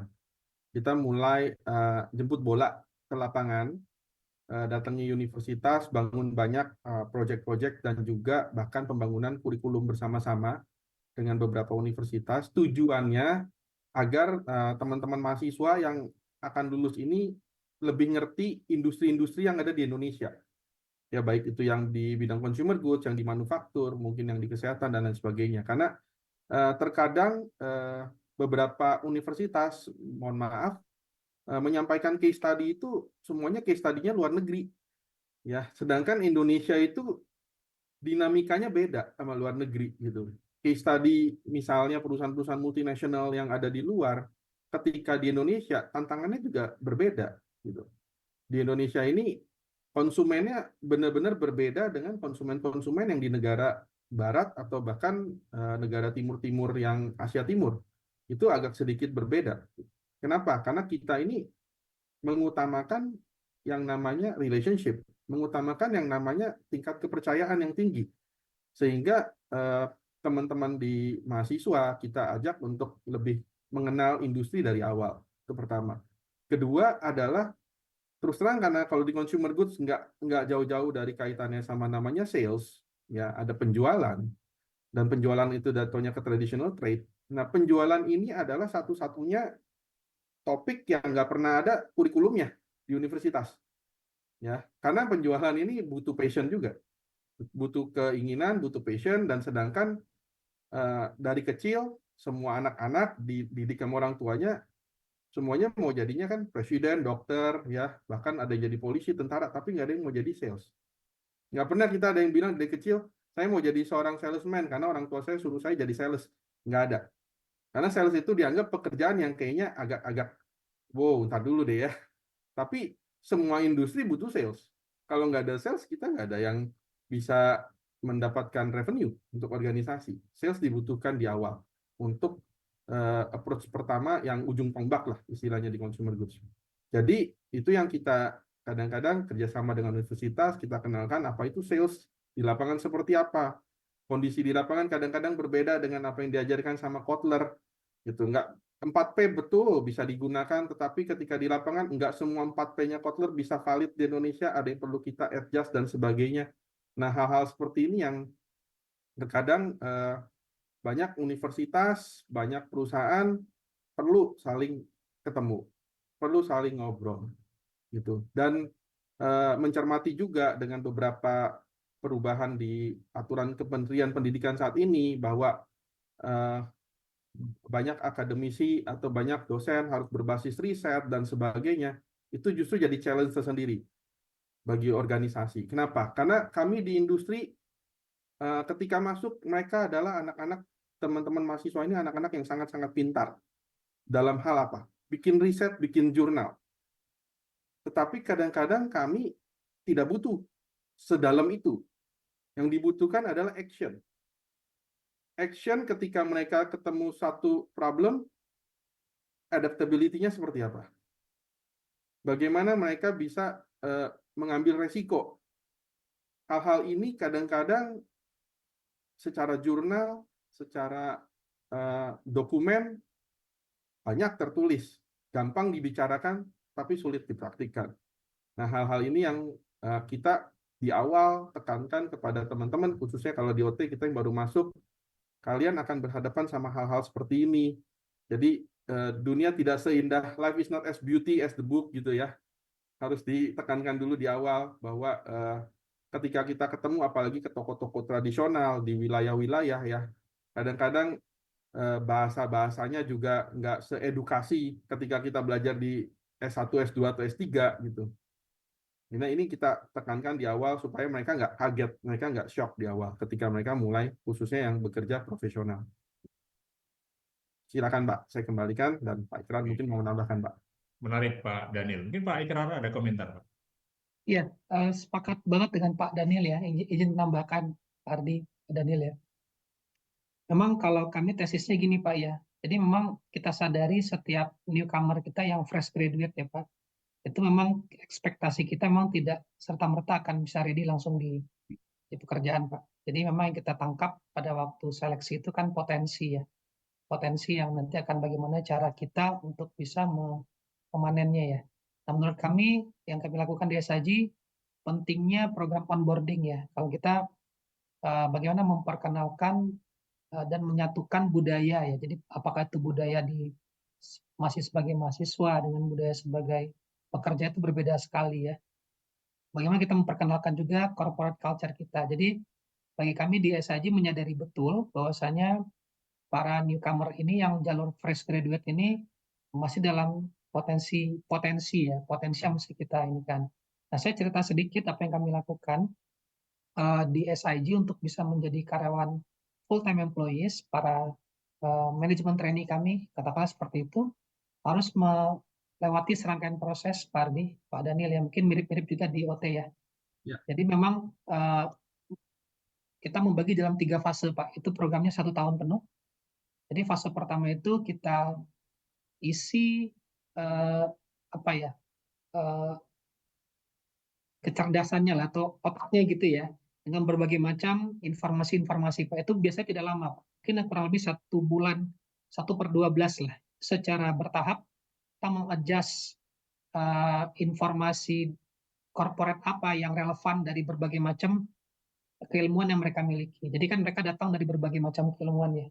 Jadi secara berkesinambungan kita memberikan corporate inductions kepada mereka, termasuk pengenalan budaya-budaya ya, corporate cultures, leadership level, dan kompetensi tadi yang kami sampaikan mulai diperkenalkan dalam 1 bulan.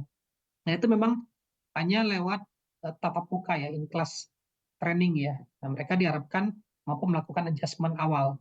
Sisanya kita bagi dalam 11 bulan itu kurang lebih 5 bulan mereka terjunkan ke lapangan untuk berputar ya, untuk menguji mendapatkan experience pembelajaran ya. Walaupun memang masih disematkan mereka manajemen trainee. Kita putar itu, Pak. Kita putar untuk mereka menguasai bisnis proses dari hulu ke hilir yang relevan dengan keilmuan mereka, dan menjawab mungkin penasaran mereka pada waktu induksi di awal. Di situ akan diperkenalkan bagaimana cara bekerja, bagaimana situasi kerja yang sebenarnya, apalagi kami berbasiskan manufacturing dan pertambangan ya Pak. Kita perkenalkan bagaimana itu tambang, bagaimana itu pabrik, safety, kemudian teamwork, dan juga mereka mendapatkan jejaring di antara mereka. Nah, sisanya final lab 6 bulan terakhir nih Pak. Mereka akan kita tugaskan langsung di calon posisi yang akan mereka dapatkan. Di sini mulai diperkenalkan penugasan-penugasan sederhana, bahkan di akhir studi masa program ini mereka diharuskan membangunkan yang namanya program improvement. Jadi bagian dari seleksi tambahan untuk melihat kemampuan berpikir mereka. Tadi sampaikan inovatif, action, setelah mereka 1 jalur melihat situasi di lapangan, bagaimana mereka menyambungkan antara kapasitas akademis yang mereka dapat di kampus dengan implementasi di lapangan. Bahkan hasil-hasil dari improvement ide yang dari teman-teman MT ini, itu beberapa diantaranya dapat di scale up. Jadi inovasi yang skala corporate ya. Kita juga mempunyai manajemen inovasi series berikutnya ya, perlombaan inovasi dan seterusnya. Dan adik-adik ini juga terbukti cukup mampu untuk bersaing dengan teman-teman yang di existing begitu ya Pak ya. Nah, itu kira-kira menurut kami yang penting. Dan satu lagi yang penting adalah benar ya, jadi perlunya mentoring Pak dan coaching dari leaders.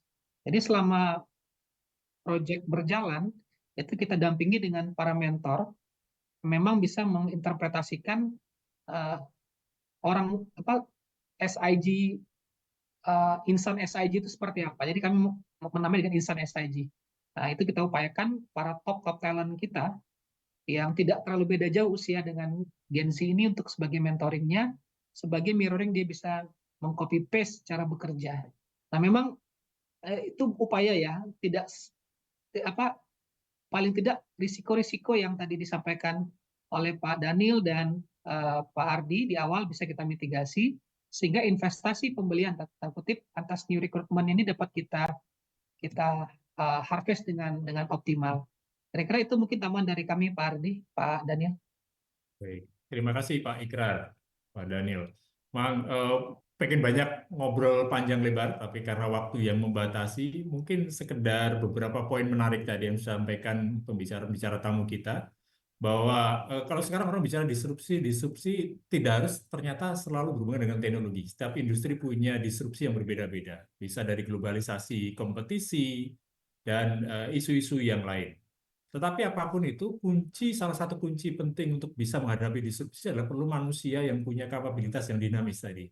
Beliau juga sepakat, dan ternyata isu yang menarik justru kita tidak hanya perlu manusia yang punya hard skill, yang dinamis, tetapi justru isu soft skill ini menjadi lebih relevan saat ini. Nah, bagaimana menjawab isu soft skill? Kalau saya coba analogikan, tadi baru terbuka juga ternyata kalau tadi Pak Saad dari praktisi naik gunung menjadi akademisi, Pak Daniel dari akademisi turun gunung gitu ya, jadi praktisi. Yang satu turun gunung, satu naik naik gunung, ketemu di tengah-tengah. Nah, tengah-tengahnya bayangan saya lah di pasar, di market gitu ya. Di kolaborasi praktisi dan akademisi ini menjadi sesuatu yang sangat penting untuk menciptakan manusia-manusia masa depan. Baik, Bapak Ibu sekalian, itu saja mungkin sesi diskusi ini. Saya serahkan kembali kepada pembawa acara kita. Baik, terima kasih banyak Pak Ardi, Bapak Ibu dan rekan-rekan sekalian kembali lagi bersama saya. Terima kasih Pak Daniel, Pak Ikrar dan juga Pak Ardi yang memang tadi diskusinya sangat berkualitas dan menambah wawasan juga ya. Sudah kita dengarkan pendapat akademisi di awal, kemudian ditambahkan dengan diskusi dari opini praktisi yang menambah pengetahuan juga nih untuk Bapak Ibu dan rekan-rekan sekalian bahwa ternyata banyak sekali tantangan-tantangan yang kita hadapi untuk bisa menciptakan sumber daya manusia yang berkualitas di masa depan. Oke, baik kalau begitu sebelum masuk ke sesi selanjutnya, saya ingin mengingatkan kembali nih, tidak bosan-bosannya saya mengingatkan ya kepada Bapak Ibu dan rekan-rekan sekalian, apabila memiliki pertanyaan yang ditujukan kepada para pembicara dari Strategic Marketing Forum hari ini, boleh silakan untuk menyampaikan pertanyaannya melalui QR code yang sudah tersedia dan nantinya akan kita jawab gitu ya, akan dikurasi melalui e-report yang akan dipublikasikan melalui website Mark Plus Institute. Oke, baik kalau begitu berikutnya kita akan mendengarkan sesi opini praktisi yang akan disampaikan oleh Ibu Yosa Nova Safitri selaku Deputy CEO of Mark Plus Institute. Kepada Ibu Nova, waktu dan tempat dipersilakan setelah yang satu ini.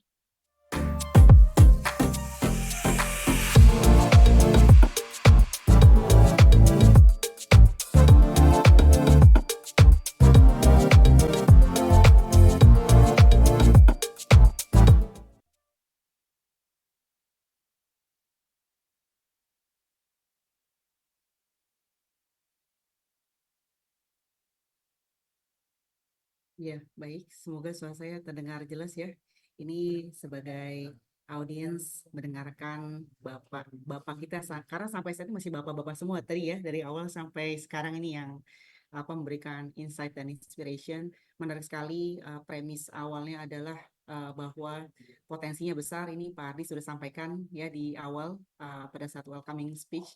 Tapi kita punya gap seperti itu. Gapnya di mana? Gapnya di human ya. Jadi apapun tantangan teknologinya, bahwa tadi Pak Ardi sempat sampaikan juga tentang disruption ya dari AI, tapi kembali lagi adalah ke manusianya. Dan tantangan besar ini sebenarnya Bapak Ibu sekalian, kalau saya mewakili praktisi ya di Markpus ya, karena kita lebih banyak menjembatani apa yang dikeluhkan ya oleh praktisi dan juga apa yang dikeluhkan oleh di akademisi, bahwa memang ada gap seperti itu. Jadi kalau kita lihat apapun variasi program mungkin yang sudah dijalankan, terus juga penyiapan atau persiapan yang dilakukan mati-matian oleh teman-teman di akademisi, itu sepertinya masih menjadi dua dikotomi yang cukup besar gapnya.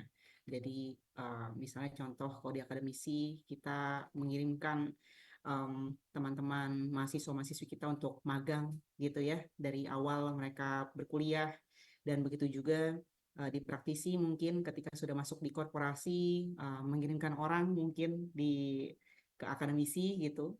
Nah, kita lihat di sini yang menjadi kunci kalau menurut opini saya mewakili Mark Plus ya, adalah keyword yang tadi disampaikan oleh Pak Ikrar, ini menarik sekali, yaitu lifelong learning ya, lifelong education. Jadi tidak ada education yang berhenti di satu titik. Maksudnya bukan berarti akademisi ini dari sisi akademisi yang selesai ketika mahasiswa-mahasiswinya lulus gitu.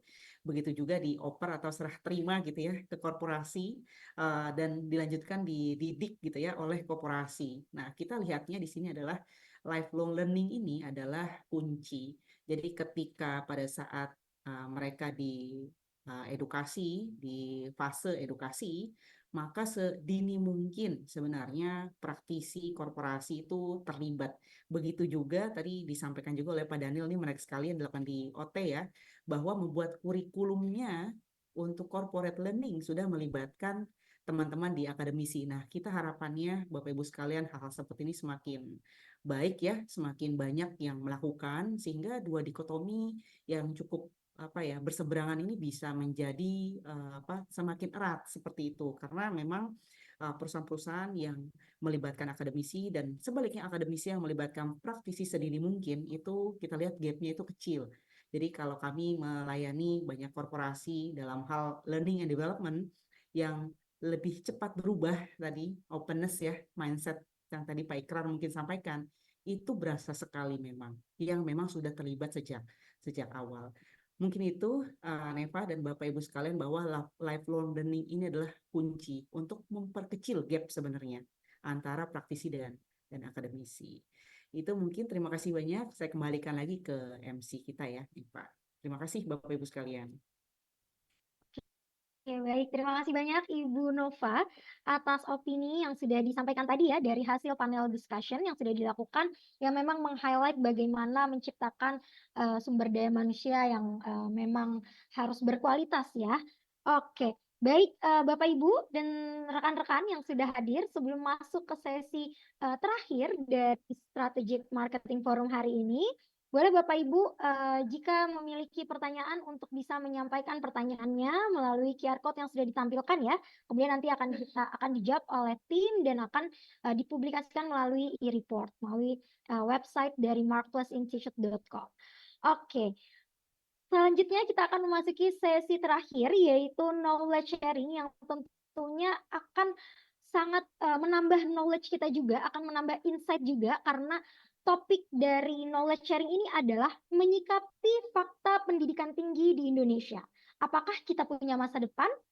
Nah, untuk sesi knowledge sharing ini akan disampaikan oleh Bapak Jeki Masri selaku CEO of Markplus Institute.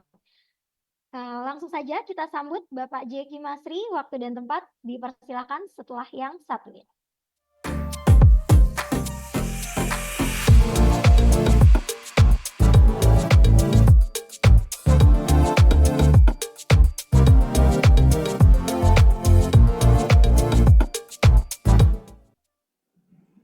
Baik, selamat siang menjelang sore semuanya. Tadi saya sudah menyimak sekali pemaparan dari Pak Sahat, kemudian Pak Ikrar, Pak Daniel, dan juga Mas Ardi juga tadi memberikan kesimpulannya. Ada Mbak Nova juga. Saya mungkin akan segera men-share materi saya. Kalau saya lihat sih memang sebetulnya PR-nya masih banyak ya. Kita lihat. Pertama adalah kita lihat adanya dikotomi antara akademisi praktisi yang harus dikonvergensikan, itu nomor satu. Yang kedua kita lihat juga ada isu dalam proses, baik itu struktur, baik itu juga kultur, bahkan mungkin proses pembelajaran itu sendiri di Indonesia secara umum. PR masih banyak, tetapi saya sangat optimis kalau kita semua sama-sama menuju ke arah yang sama, mungkin kita bisa membantu menyelesaikan challenge ini ke depannya. Sekarang bagaimana kita menyikapi fakta pendidikan tinggi di Indonesia? Apakah kita punya masa depan? Ini kedengaran judulnya nggak enak tapi saya terus terang orangnya very straightforward. Jadi saya ngomongnya straightforward juga ya. Kita punya masa depan nggak sih sebetulnya? Karena knowledge is power. Kalau kita nggak punya knowledge, kita nggak punya power. Dan kalau kita lihat, satu hal yang menarik lagi adalah bahwa tadi ada long life learning ya. Kita lihat aja ya, negara seperti Singapura itu menginvestasikan banyak sekali dana untuk meng-upskill, reskill masyarakat Singapura agar Singapura sebagai negara tetap relevan di masa depan. Karena apa? Dia ingin tetap punya masa depan. Dengan lahan yang terbatas, orang yang terbatas, tetap ingin punya masa depan. Dengan mengekstraporasi dari situ, sebetulnya kalau kita bisa mereplikasi apa yang dilakukan oleh Singapura, kita bisa dalam tanda kutip tenang juga melihat masa depan kita. Tapi sekali lagi itu tidak seperti yang semudah kita perkirakan. Saya melakukan disclaimer dulu bahwa apa yang saya sampaikan di sini itu adalah untuk benar-benar kepentingan edukasi, untuk benar-benar kita analisis secara positif dan tujuannya sangat positif. Kita lihat di tahun 2030, seperti yang tadi Mas tadi sampaikan in the next curve. Potensi Indonesia tuh di sana udah kelihatan di depan mata. Hanya tinggal tergantung kita bagaimana memanfaatkan momentum itu. Kita lihat dalam hal exchange rate, jadi kita akan semakin kuat. Bahkan dalam paritas daya beli, purchasing power parity, kita akan meningkat terus nih.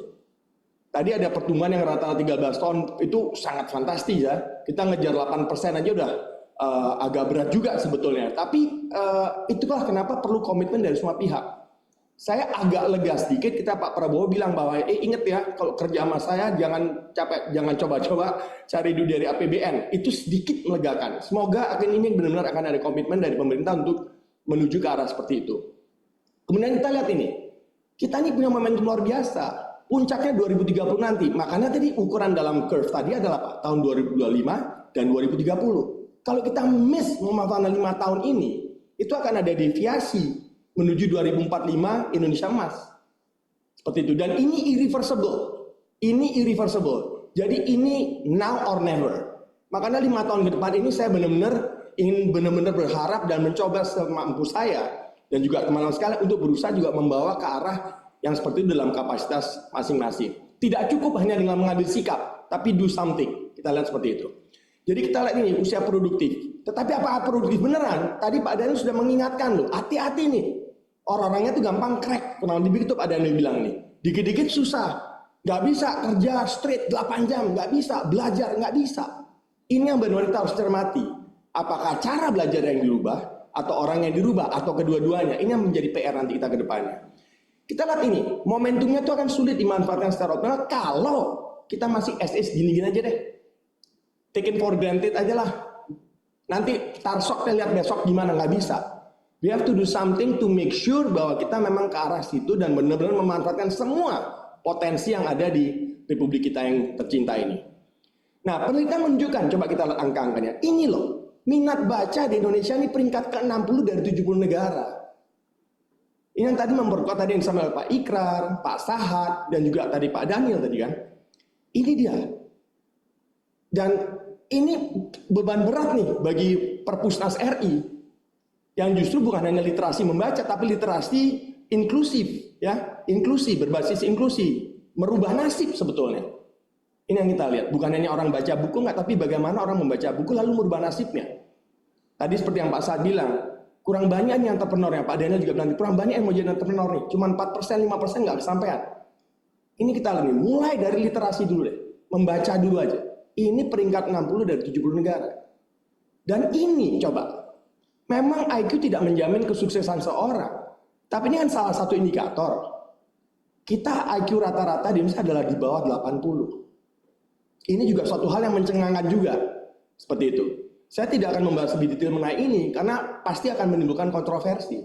Seperti itu. Pasti orang akan bilang, masa itu caranya gimana, metodenya gimana. Kita selalu akan mencoba mencari excuse untuk bilang kita nggak segini. Tapi kita ambil dari data yang independen. Kita lebih jauh lagi. Ini coba kita lihat. Terlepas bagaimana itu cara perhitungan dan sebagainya. Coba kita lihat, ini menempatkan Indonesia di peringkat 129 dari 197 negara. Sebetulnya angka-angkanya sudah cukup apa istilahnya, alarming ya. Sudah harus membuat kita paling enggak, wah iya ya, gitu loh. Ya ini yang menjadi diskusi. Nah, tapi untuk meredakan ketegangan kita, coba kita kuis dulu lah. Kita selesaikan kuis ini dalam 5-10 detik ya, Bapak Ibu sekalian ya.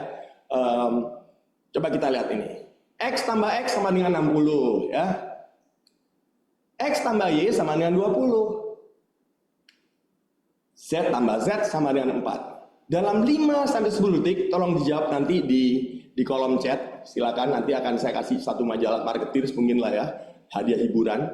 Coba tolong dihitung X plus Y plus Z ini berapa? 1, 2, 3. Sudah ada yang jawab? 4, 5. Gimana? Udah ada yang jawab? Wah, bener loh. Oke, selamat tuh. Wah, Pak Daniel sendiri yang menjawabnya. Wah, hebat loh. Ya, selamat nih, hebat. Itu ada yang salah tuh. 42. Itu mungkin juga yang salah perhitungan ya. Hebat. Oke.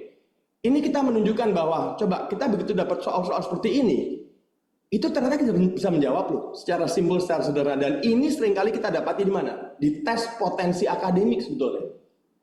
Itu menunjukkan bahwa sebetulnya sebagian besar orang Indonesia itu potensi akademiknya kuat. Jadi benar-benar kalau kita benar memanfaatkan itu dan bertemu dengan akademisi atau institusi pendidikan luar biasa, itu jadi. Sering kita dengar bahwa ada orang biasa-biasa aja di Indonesia, sekolah di Jerman, di Aachen, tiba-tiba menjadi orang hebat.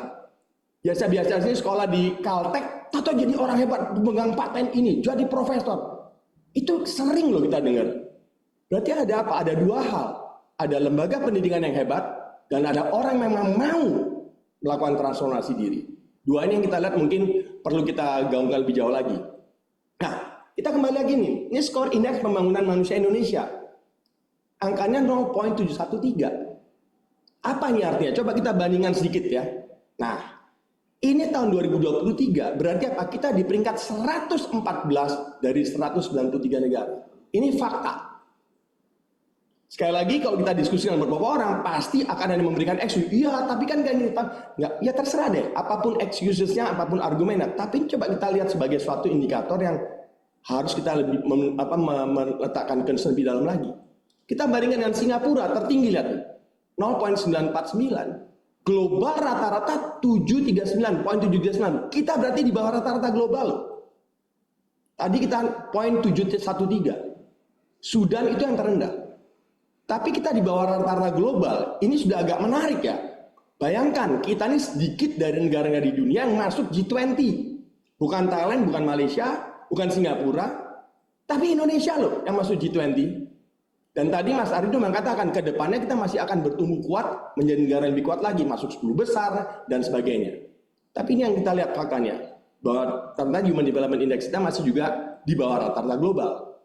Kemudian ini, ada indikasi turun dari waktu ke waktu. Kita bandingkan dari tahun 2019 ya, peringkat 111, kemudian menguat lagi ke 107 di tahun 2020, di 21 ke 96, tetapi setelah itu menurun, bahkan posisi 2023 lebih buruk dari 2019. Ini tidak bisa diabaikan menurut saya. Dan ini menjadi tugas dari sektor industri, swasta, dari pendidikan, dari semua harus benar-benar melakukan penyelarasan dan sinergi. Nggak bisa dibiarin aja dan ditontonin dan menangisi fakta seperti ini. Nangis nggak akan menyelesaikan masalah. Kita lebih jauh lagi. Dengan itu Indonesia berada di peringkat ke-68 dari 200 negara dalam hal kualitas pendidikan. Ini juga adalah satu fakta yang kita harus lihat ini. Bayangin kita negara yang ekonomi terbesar masuk dalam G20, tapi kualitas pendidikan nomor 68 dari 203 negara. Coba cek di QS ranking berapa yang masuk ke dalam ranking di bawah 200. Mungkin nggak ada. Mungkin kita sekitaran 250 ke atas rankingnya kita di QS ranking itu.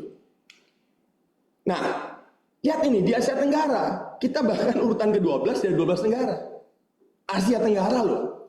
Maaf ya, kalau nggak ada ASEAN ini saya suka bercanda. ASEAN itu setengahnya, hampir setengahnya penduduk Indonesia. Hampir setengahnya penduduk Indonesia. Kalau nggak ada Indonesia tuh dalam tanda kutip kita suka bercanda, ASEAN tuh tutup gitu loh. Nggak ada tuh ASEAN. Ya kan, tapi kita di 12. Dari 12 negara itu biasanya kita nomor 12. Ini semestinya alarming sekali sebetulnya. Coba kita lihat potret pendidikan Indonesia yang dari pencapaian SDG nomor 4. Kan ada 17 ke SDG ya. Nomor 4 itu apa sih? Terkait dengan pendidikan berkualitas. Coba kita lihat. Semakin tinggi jenjang pendidikan, maka apa ternyata? Semakin rendah tingkat penyelesaian sekolah. Pertanyaannya ada apa gitu loh. Dosen udah bagus. Perguruan tinggi sudah berusaha. Sudah melakukan pendekatan ke industri pendekatan ke sains, sudah coba mengkonvergensikan. Tapi kenapa ini terjadi? Salahnya itu di mana ya? Itu menjadi pertanyaan sangat mendasar sekali. Kemudian kita lihat lagi nih, tingkat kelulusan perguruan tinggi hanya mencapai 19%. Ini saya aja juga baru tahu angkanya belakangan ini ya. Itu kaget banget lihat angka ini. Really sampai begitu tuh. Bener nih, coba double check, bener loh. Pertanyaan ada apa? Kalau misalkan nggak lulus, lalu jadi entrepreneur, jadi pengusaha, nggak apa-apa. Tapi kalau jadi pengangguran, problem itu. Buat apa kita punya katanya umur produktif tadi yang sampai 2030 puncaknya? Nah, sehingga ada beberapa hal yang menurut beberapa sumber yang perlu ditingkatkan dalam pendidikan tinggi di Indonesia. Pertama, pengembangan kurikulum yang tadi Pak Asad sudah katakan di SBM ITB sudah dilakukan. Pengembangan kurikulum nggak juga di perguruan tinggi, bahkan di program-program pelatihan di dalam perusahaan-perusahaan seperti tadi di OTG, di SIG dan sebagainya. Kurikulum ini. Dan kemudian apa? Kualifikasi pengajarnya. Pengajarnya itu adalah pengajar yang punya calling mengajar. Bukan pengajar karena apa? Dia nggak ada kerjaan lain. Nggak bisa. Harus calling dia nih sebetulnya. Kemudian apa? Kompetensinya juga. Bagaimana kita membuat orang kompeten kalau pengajarnya nggak kompeten? Kalau pengajarnya nggak kompeten, dia nggak bisa membuat orang kompeten. Orang yang tidak kompeten tidak akan bisa kompetitif dan tidak bisa mendapatkan suatu tempat dalam lingkungan yang sangat kompetitif di dunia ini. Yang tadi sudah dikatakan oleh Pak Saad harus berorientasi internasional dan seterusnya dan seterusnya. Kita lihat lebih jauh lagi. Ini juga menjadi isu. Tadi juga telah disampaikan dalam diskusi dengan teman-teman tadi. Masyarakat itu nggak semuanya bisa mendapat kenikmatan layanan pendidikan tinggi. Tadi kata-kata Pak Asad itu berkali-kali diucapkan, saya bersyukur bisa. Bayangin, kita masih harus bersyukur bisa. Semestinya menjadi apa? Generik. Ini harus dijelaskan oleh orang semua sebetulnya. Seperti itu. Jadi seolah-olah bukan mendapatkan lotre lagi, tetapi bisa diakses oleh siapapun. Kita lihat ini, ada ketimbangan jumlah PTN di Indonesia. Dan ini semakin signifikan. Di Indonesia Barat ada 54 PTN. Kita ngomong PTN ya, nggak masuk yang swasta ya. Yang di timur 22. Jadi kalau kita lihat kurang lebih, kalau kita total hampir kira-kira 70%-an itu ada di barat. Itulah kenapa tadi disinggung bahwa pengembangan di timur sangatlah terlambat. Dan ini dia akhirnya yang terjadi kan, akses dan kualitas pendidikan tinggi yang rendah di Indonesia bagian timur. Ini juga dipicu oleh disparitas sosial ekonomi. Dan sehingga menghambat akses ke pendidikan tinggi yang berkualitas tadi. Nah, coba kita lihat ini. Kenapa ada itu? Nah, ini juga kita dapat lihat dari jurang antara masyarakat kaya dan masyarakat miskin yang makin lebar. Dilihat dari mana ini? Dari koefisien Gini di Indonesia. Angka 0,379 itu sudah sudah close ke ketidakmerataan yang tingkatnya sedang gitu. Seperti itu. Semakin 0 berarti semakin merata distribusi pendapatan. Semakin 1 semakin terkonsentrasi di sejumlah atau satu pusat konsentrasi pendapatan. Kita ini sudah melipir sudah sedikit mendekati batas 0,4. Itu 0,4 dan sampai 0, berapa itu sudah masuk ke dalam ketimpangan yang sedang sebetulnya. Dan ini angka terendah dalam 1 dekade terakhir. Nah, coba sekarang kita quiz lagi untuk meregangkan syaraf-syaraf kita sedikit ya. Kita lihat. Bapak Ibu silakan pilih salah satu gambar yang tidak sama di antara kelima gambar yang tersedia. Coba upayakan selesai dalam 10 detik, silakan dijawab melalui kolom chat. Gambarnya adalah sebagai berikut. Kira-kira mana gambar yang tidak sama? 8, 7, 6, 5, 4, 3, 2, dan 1. Wah, bener nih. Bisa banyak mendapat E ya, jawabannya bener. E itu adalah yang paling berbeda dari kelima gambar yang tersedia ini. Nah, kalau kita lihat dari kelompok yang sekarang ada hadir sini pun, lihat betapa cermatnya kita melihat hal seperti ini. Harapan saya, attention to detail nanti akan dilakukan oleh kabinet mendatang, itu juga akan setinggi ini juga. Seperti itu. Kita sekarang nggak bisa lagi hanya cuman kebijakan yang umum-umum saja, tapi harus benar drill down sampai ke mikroekonominya. Tidak bisa hanya makro-makronya saja. Kita lanjutkan sekali. Nah, ini tadi dari beberapa sumber, ini bahkan dari Kemendikbudristek tahun 2004 mengatakan bahwa perguruan tinggi masih menghasilkan pengangguran. Sekarang kalau perguruan tinggi masih menghasilkan pengangguran, bagaimana yang tidak punya akses ke perguruan tinggi? Bagaimana kita minta mereka merubah nasib bangsa kalau mereka tidak bisa merubah nasibnya sendiri? Ini menjadi suatu pertanyaan yang sangat menghantui mungkin beberapa orang ya. Kita lihat ini, 11,8 atau 945.000 sekian pengangguran berasal dari perguruan tinggi. Jadi cukup tinggi kontributor perguruan tinggi dari perguruan tinggi. Pertanyaan lagi, ada apa sih sebetulnya? Ini yang kita lihat. Faktornya bisa banyak, mungkin lapangan pekerjaan menurun, apa bisa banyak. Tapi ini bukan sekedar angka yang oh ya udah begitu, nggak bisa. Ini tidak bisa hanya di skip lalu diabaikan. Kita lihat ada lagi ketimpangan akses ya, kesenjangan kualitas tadi kita udah bahas. Dan kita lihat ini, kurang relevansinya perguruan tinggi dengan kebutuhan industri. Ini juga menjadi salah satu yang tadi sempat didiskusikan. Oleh karena itu dari perusahaan, dari industri mencoba mendekatkan, membawa pengetahuan yang ada di lapangan ke perguruan tinggi. Demikian juga yang sebaliknya. Tadi Pak Asad mengatakan kita rekrut banyak sekali practitioner lecturer yang sudah punya wisdom di lapangan.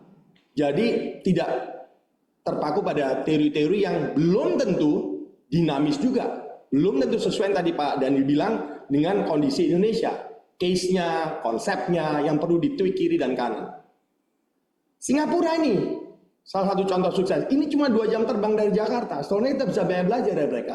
Abad 19 masih ketinggalan, tapi begitu mereka fokus pada inovasi, teknologi, kolaborasi dengan industri, dan juga banyak peningkatan skill, mereka bisa maju dan akhirnya NUS berhasil menduduki peringkat ke-8 dunia. 8 loh ini.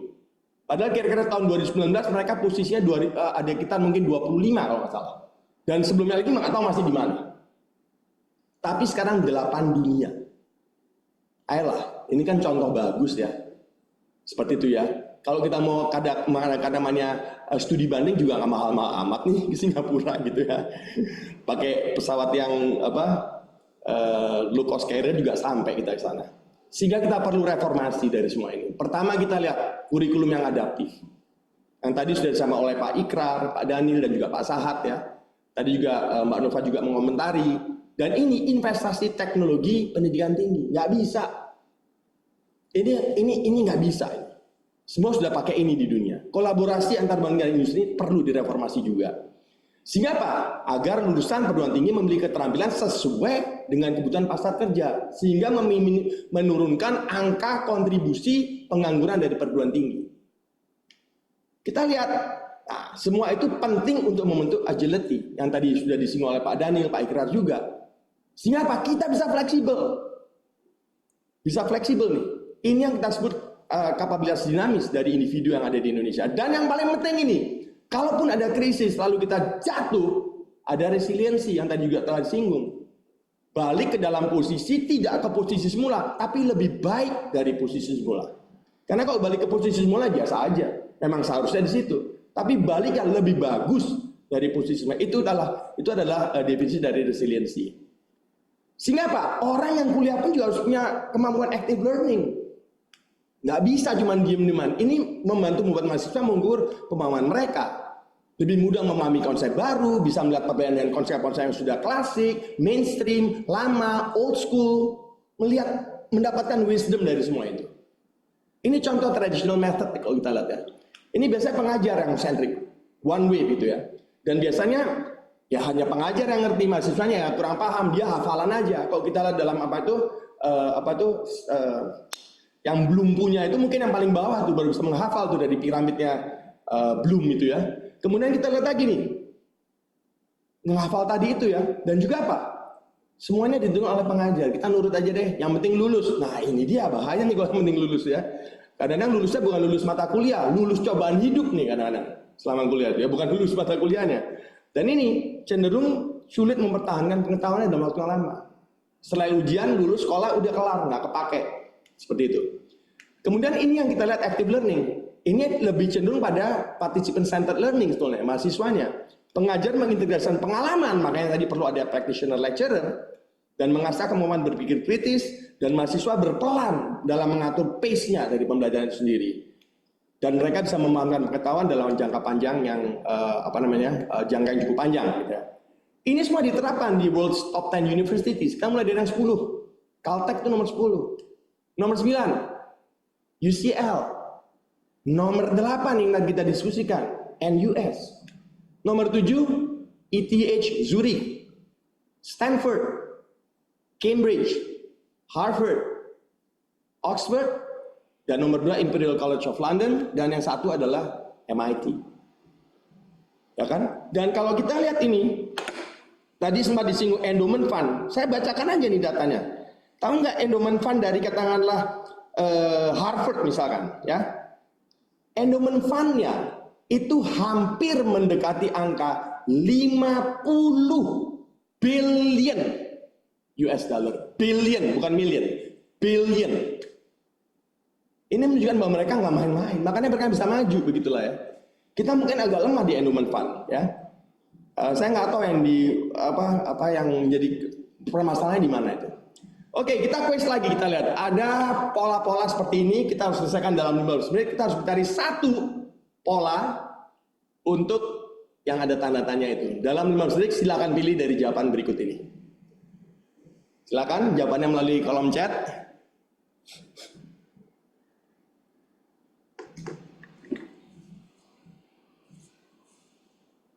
Ya, waktu sudah mau habis, tinggal 5 detik lagi.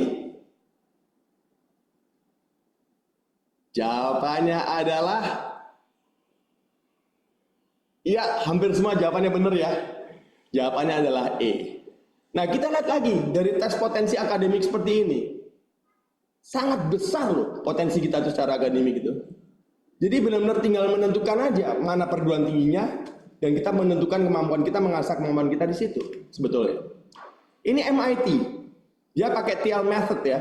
Dia di kelas tuh ada kelompok kecil untuk melakukan experimentation secara langsung ya, simulasi, latihan pemecahan masalah. Ini untuk pelajaran fisika yang sangat sulit sekali nih. Tata-tata yang dirancang, interaksi yang mudah, ada komputer yang bisa digunakan bersama. Kemudian kita lihat lagi nih, ada simulasinya, bisa memvisualisasikan fenomena fisika yang kompleks. Ini pelajaran fisika nih, susah banget nih. Ya, dan akhirnya apa? Juga ada pengumpulan dan analisis data secara real time selama experience. Ini membantu memperkuat pemahaman konsep-konsep yang tadinya teoritis itu tadi. Dan akhirnya apa hasilnya? Tingkat kegagalan dalam mata kuliah fisika yang susah itu bisa menurun lebih dari 50%. Kita lihat ini, betapa teknologi juga sangat menentukan dalam proses belajar mengajar. Nah, ini di SBM ITB. Meskipun kita tidak secanggih itu, tapi kita coba juga untuk memberikan suatu kuliah yang interaktif, mengajak mahasiswa berinteraktif secara langsung di kelas, bukan hanya sebagai pendengar, tapi sebagai pemain, sebagai aktor juga. Nah, itu adalah yang tadi sempat kita diskusikan ya, program yang Executive MBA Strategic Marketing, kolaborasi antara SBM ITB dan Mark Plus Institute, gabungan antara practitioner lecturer dengan akademisi, upaya untuk mendekatkan antara dua kutub yang dikotomis ini, kita konvergensikan di sini. Terakhir, ini yang kita lihat. Choosing the right education matters, memang benar. Tapi nggak bisa. Key-nya akhirnya apa? Di tangan dari orang yang belajar itu sendiri. Seperti itu sendiri. Dan ini bukan saya yang bicara. Ini hasil dari AI, GPT 4.0 ini ya. Seperti itu. Dia bilang, nggak bisa, boleh nih. Benar kita harus milih sekolah bagus. Iya, tapi at the end of the day, orangnya. Makanya people development, talent management di dalam perusahaan jadi sangat krusial sekali menentukan competitiveness perusahaan. Kesimpulannya masa depan nggak bisa ditunggu, tapi harus diciptakan dari sekarang. Jadi kita harus cepat bergerak, bikin perubahan. Nggak bisa biarkan harapan menjadi sekadar mimpi. Dan memang susah, tapi menyerah bukanlah pilihan.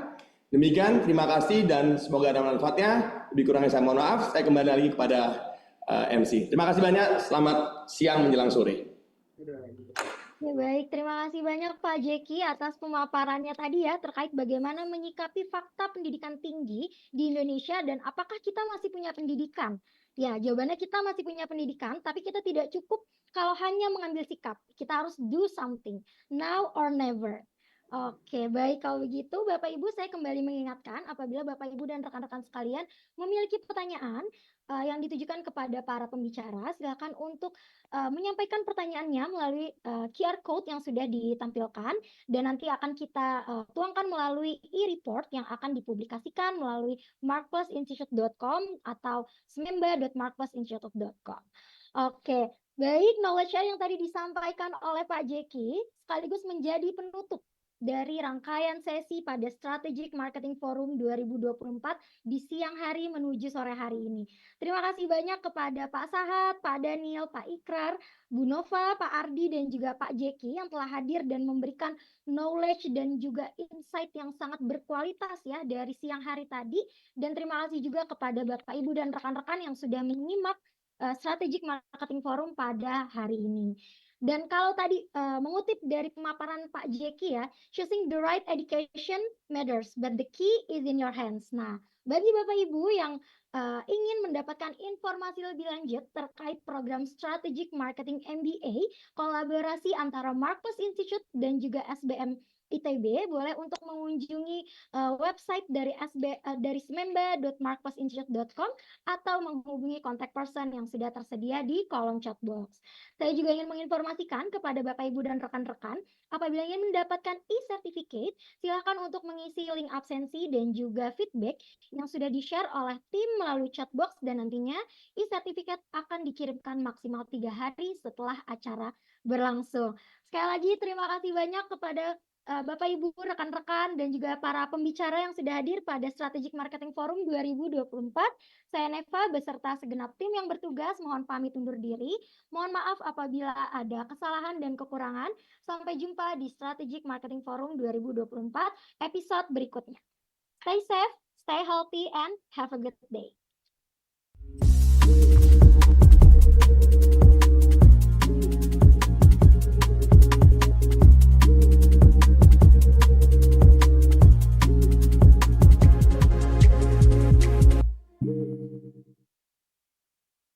So what is ClickUp? ClickUp is an all-in-one